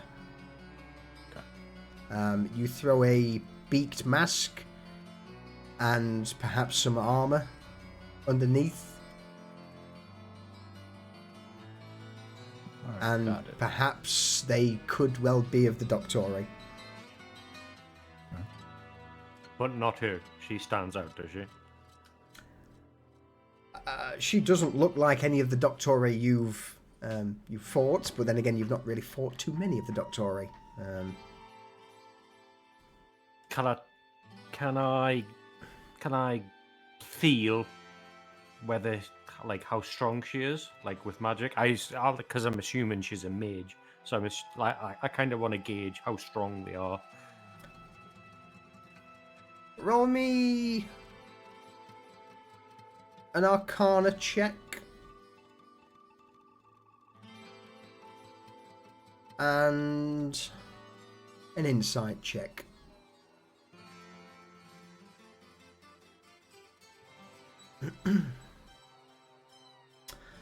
So there is a faint eminence of magics from her. You're not entirely certain of which domain or school of magic that she is proficient with. Obviously not anything in regards to the Shadow Realm or the Realm of the Dead. But one thing does cross your mind. The robes she's wearing, you have seen, maybe not the exact same type, but the Chirurgeons wore similar vestiges in the past. Huh. Flourish Child, thank you for the follow. Welcome in. We're far enough away out of earshot, right? Absolutely. So I'll just look to Desmond and be like, does she not remind you of the Chirurgeon?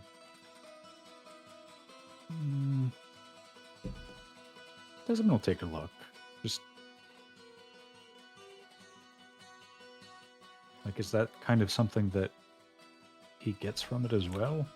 Absolutely. You've spent maybe not a vast amount of time around the Chirurgeon, but The robes are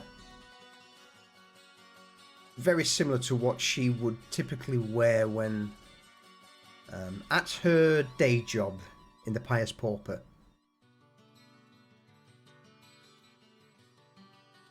Okay, so it's like the kind of like the medic Yes. garb or robe.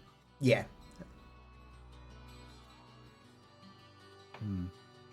Well, I think that the mission is to just see if they go to the forest or they go southwest into that next town over. But I don't think we want to go and follow them all the way into either, into the evening hours.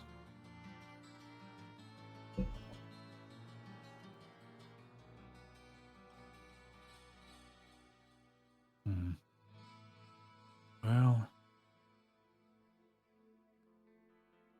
seems as though the only other thing I'm gonna really keep an eye out for, Yep.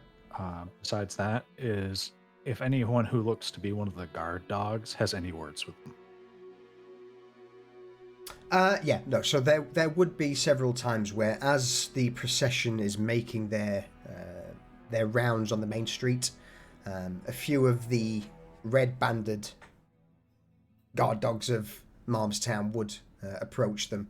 And you also would notice that as they get close to the area where Jonah and his band were, they point towards the emaciated man who's currently dangling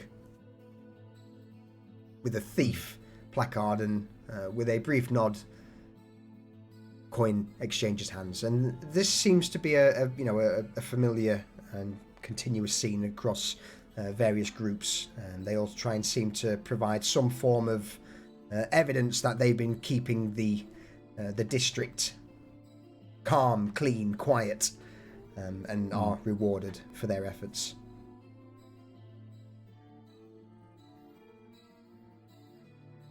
All right.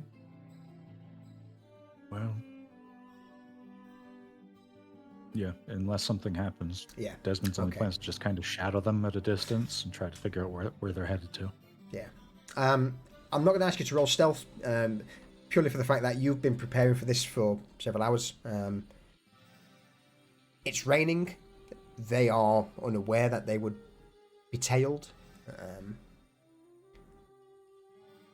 So I would say that after probably about an hour to an hour and a half of this procession moving through Malmstown, eventually they turn and begin the journey back south.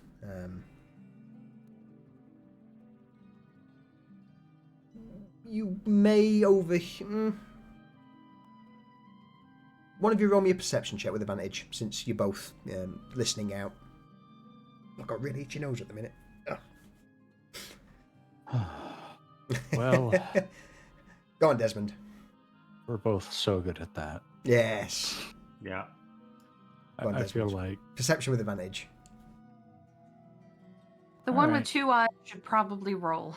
the one with two eyes has a worse bonus, but I'll do it.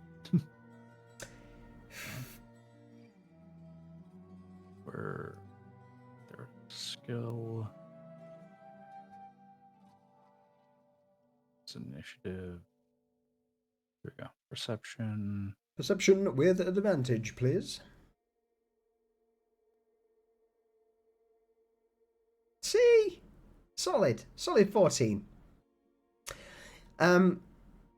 So a few of the things that you will pick up as you're trailing the procession is that it seems that later on in the evening, between the 9th and 10th bells perhaps, a few of the robed associates would come and visit some of the houses of those people who had offered their friends, family, associates in exchange for coin.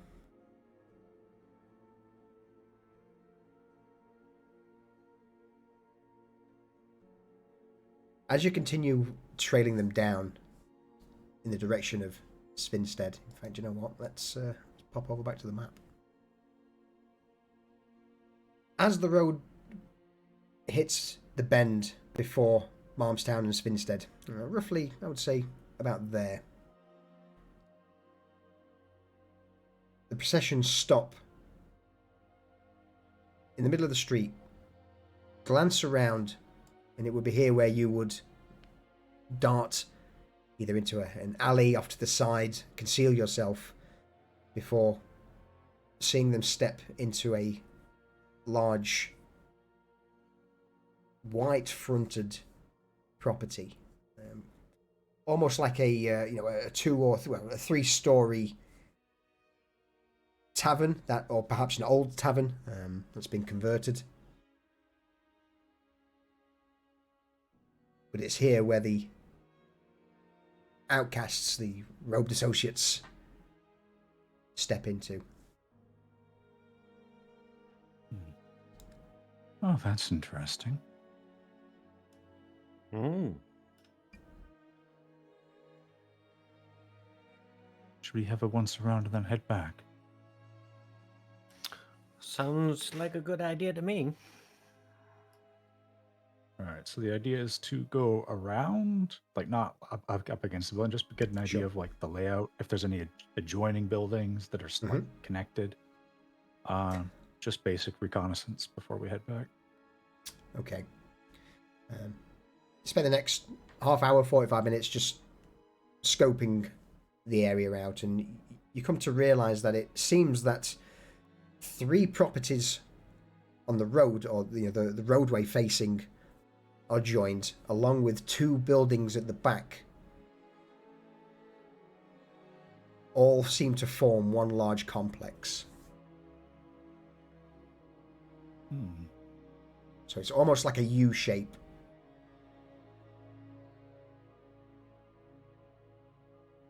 Interesting. Like a cloister. Like a cloister, absolutely. Well, I think we've found where they're operating out of. It would seem so.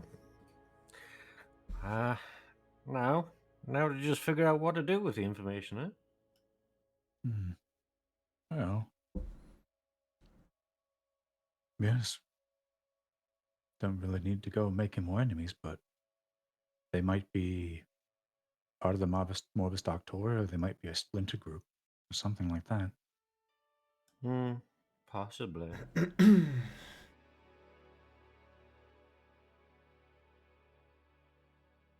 Well, I'd like to have a conversation with them. It could be a business opportunity, you know? it could be. I think that might be good for another day, just because my experience with shadowy hooded figures and asking questions, confronting them, knowing more that they might not want you to know. Yeah, maybe we should have the rest of the group here before we do that. Yes. Yeah.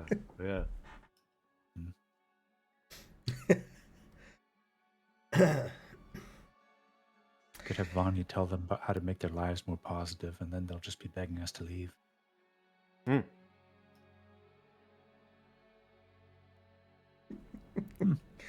right.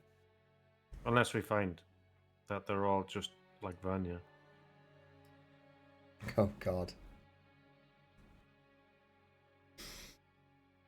Actually, that is something Vanya might be interested in, knowing if the people that, if there might be like a sect of renegade mages here. Possibly they might have information for her too. I didn't think about that. Yeah. We should probably just tell her. Because they're definitely mages, right? Cypher felt magic. Yeah.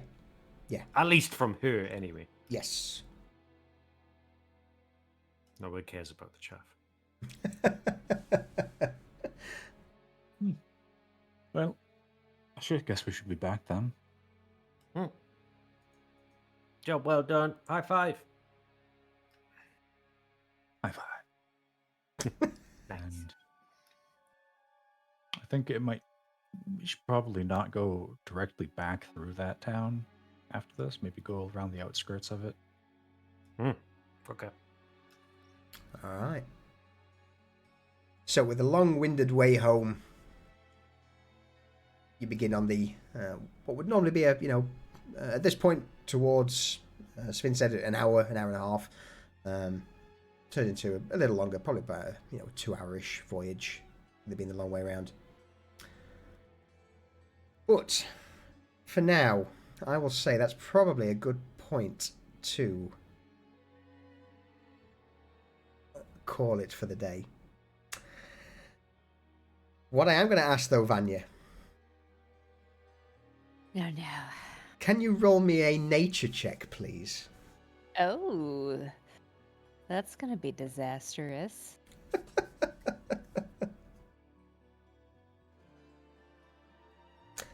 Oh, Or not? finally! I've only had 3 rolls the entire night. Well, yeah. You get the impression you may be onto something with regards to them needing to have a fresh dose of the obsidian veil. Because that was an incredibly aggressive reaction of trying to expel whatever traces remained. Okay. That's good to know. 21, almost as if there wasn't much resistance for the antidote to burn through. So it just burnt through everything else.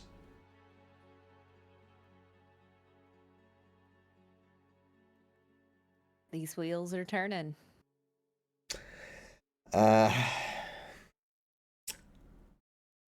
Yeah, that's all I can really give you for the aftermath of that. It was violent, abrupt. Definitely, the botanist would be interested. Garrett. Poor Falco. God. Garrett, Reza, you've obviously got the aftermath of whatever this is next week. And yeah, Garrett, Desmond, your basic homework is for, devise what you're wanting to tell the rest of the group in regards to What we've been up to. the issues in Malmstown, basically. The problems in the Piker district haven't been resolved, and you've started uncovering something there as well.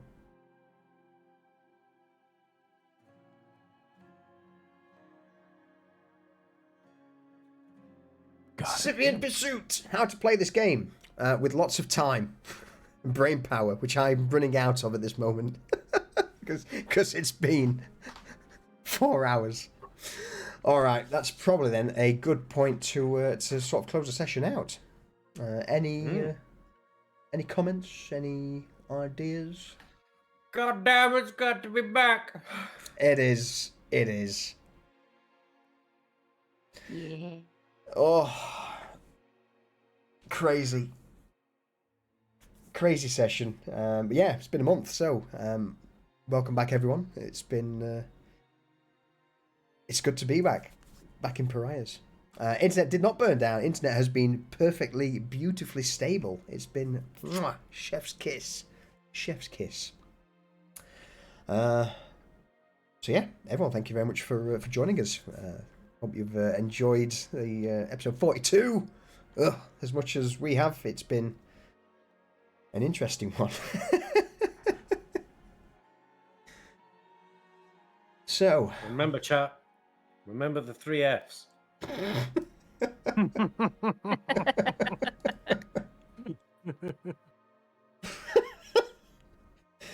oh, all right. Close us out. Goodbye, chat. Bye, chat. Bye, chat.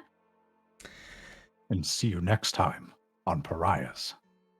If the ISP doesn't shit itself. God damn it. Oh, dear me. All right, everyone. Once again, thank you very much for joining us. Hope you enjoyed it. We did. It's good to be back. Next Saturday, hopefully we'll be continuing with Chronicles of Novostoya.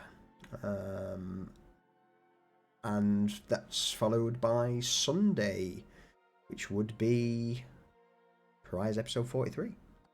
So with that, I shall mute myself up, throw on some tunes, and we shall see if there is someone to raid.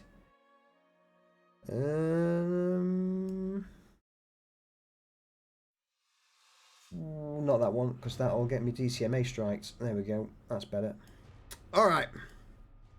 Flourish Child, thank you for the follow. Vlados MP, thank you for the follow. Ravon, thank you for the gifted sub to Vlados. Nikki, thank you for your 48-month resub.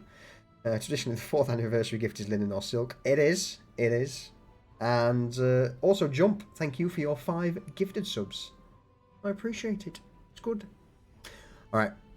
Throw the music, find someone to raid, and we'll see you all next time. Ta-ta for now.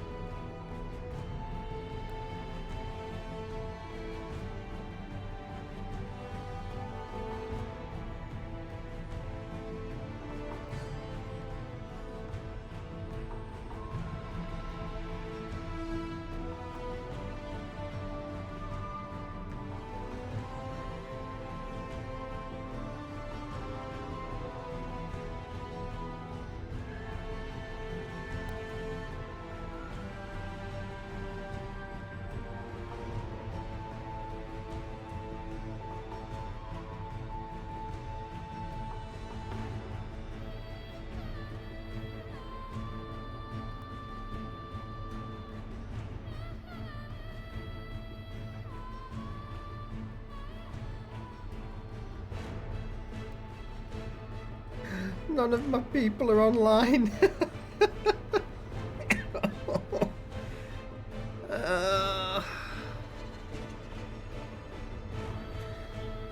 All right.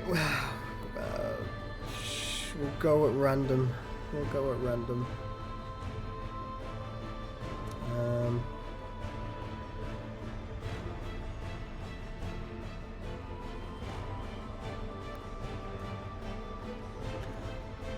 Oh God.